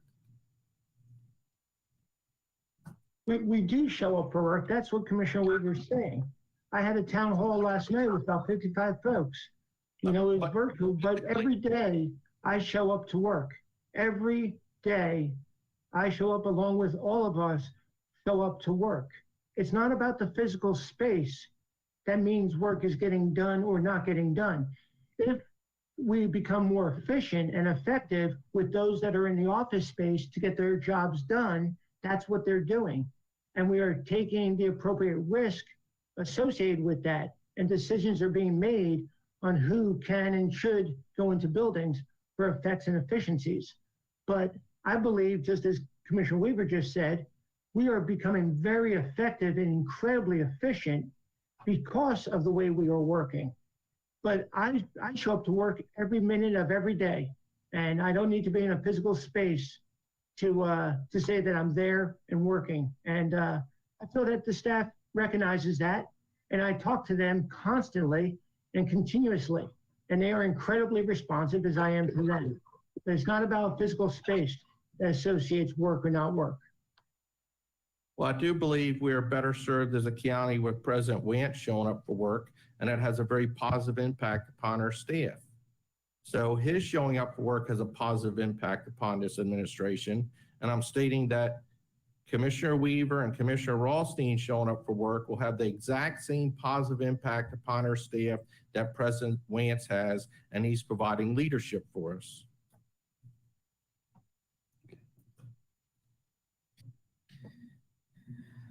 Okay.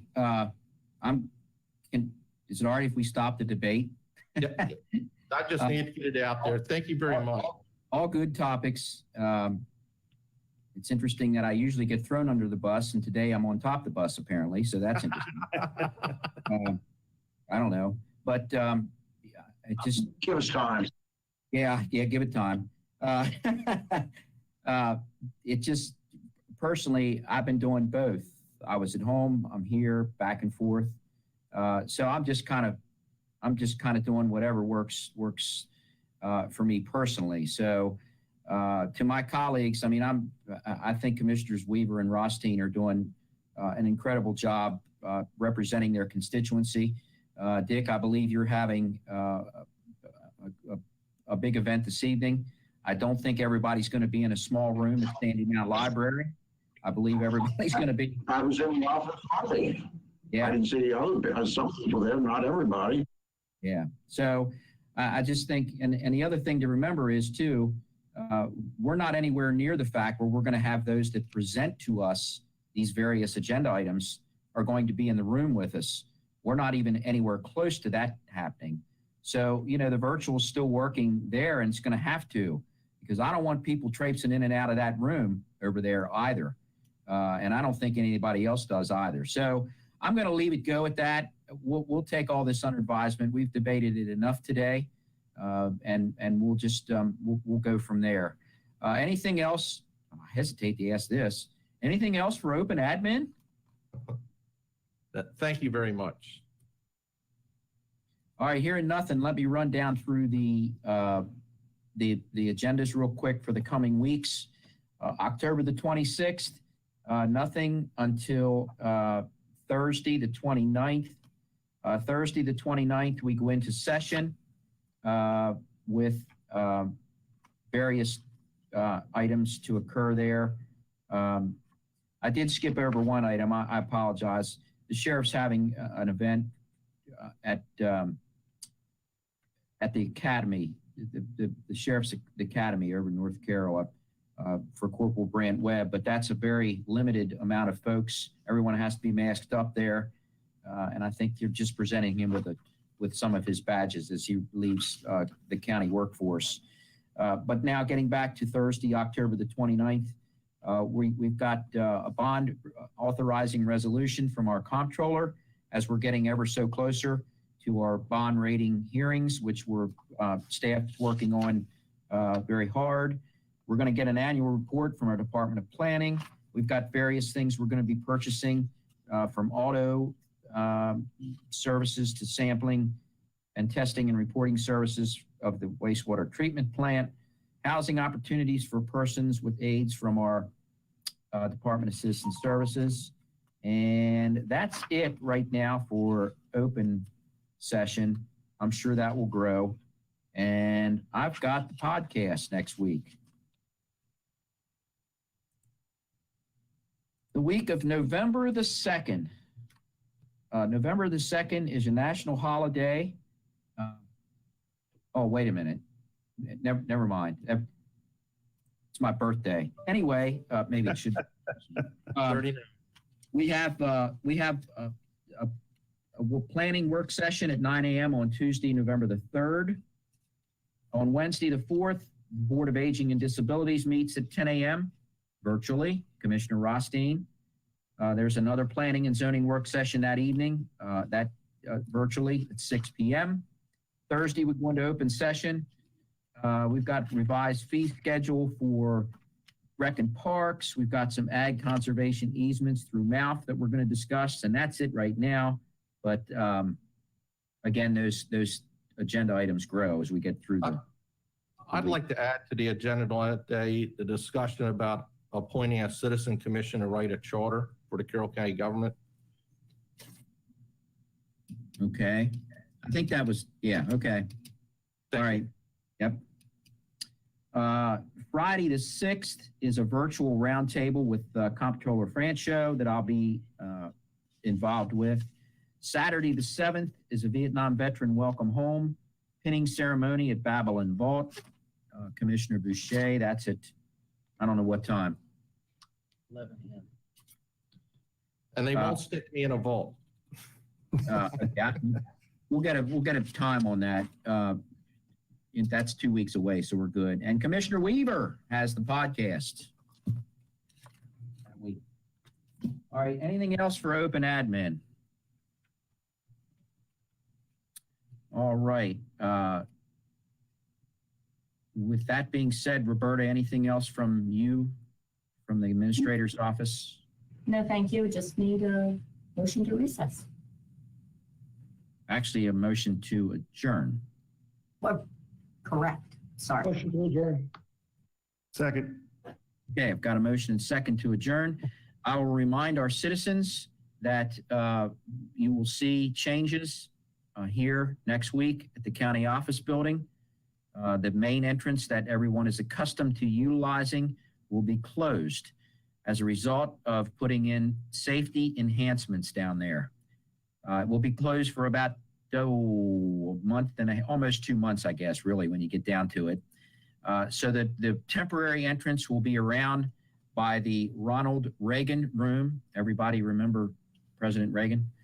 Anyway, geez, I don't want to get back into another political statement. The temporary entrance will be down there. We will utilize same practices that we always have been. There will be a sheriff deputy on duty down there, as well as our personnel to greet as people come and go. So a little bit of a difference than what people are accustomed to, but as with everything around here, we will move on and we will not skip a beat to allow those citizens access to our building, which I will remind folks is still by appointment only. All right, with that being said, I've got a motion and second to adjourn. Everybody have a safe weekend. Continue to utilize best practices. All those in favor? And that is unanimous, and off we shall go. All right, we'll be off the air. Let us know when we are.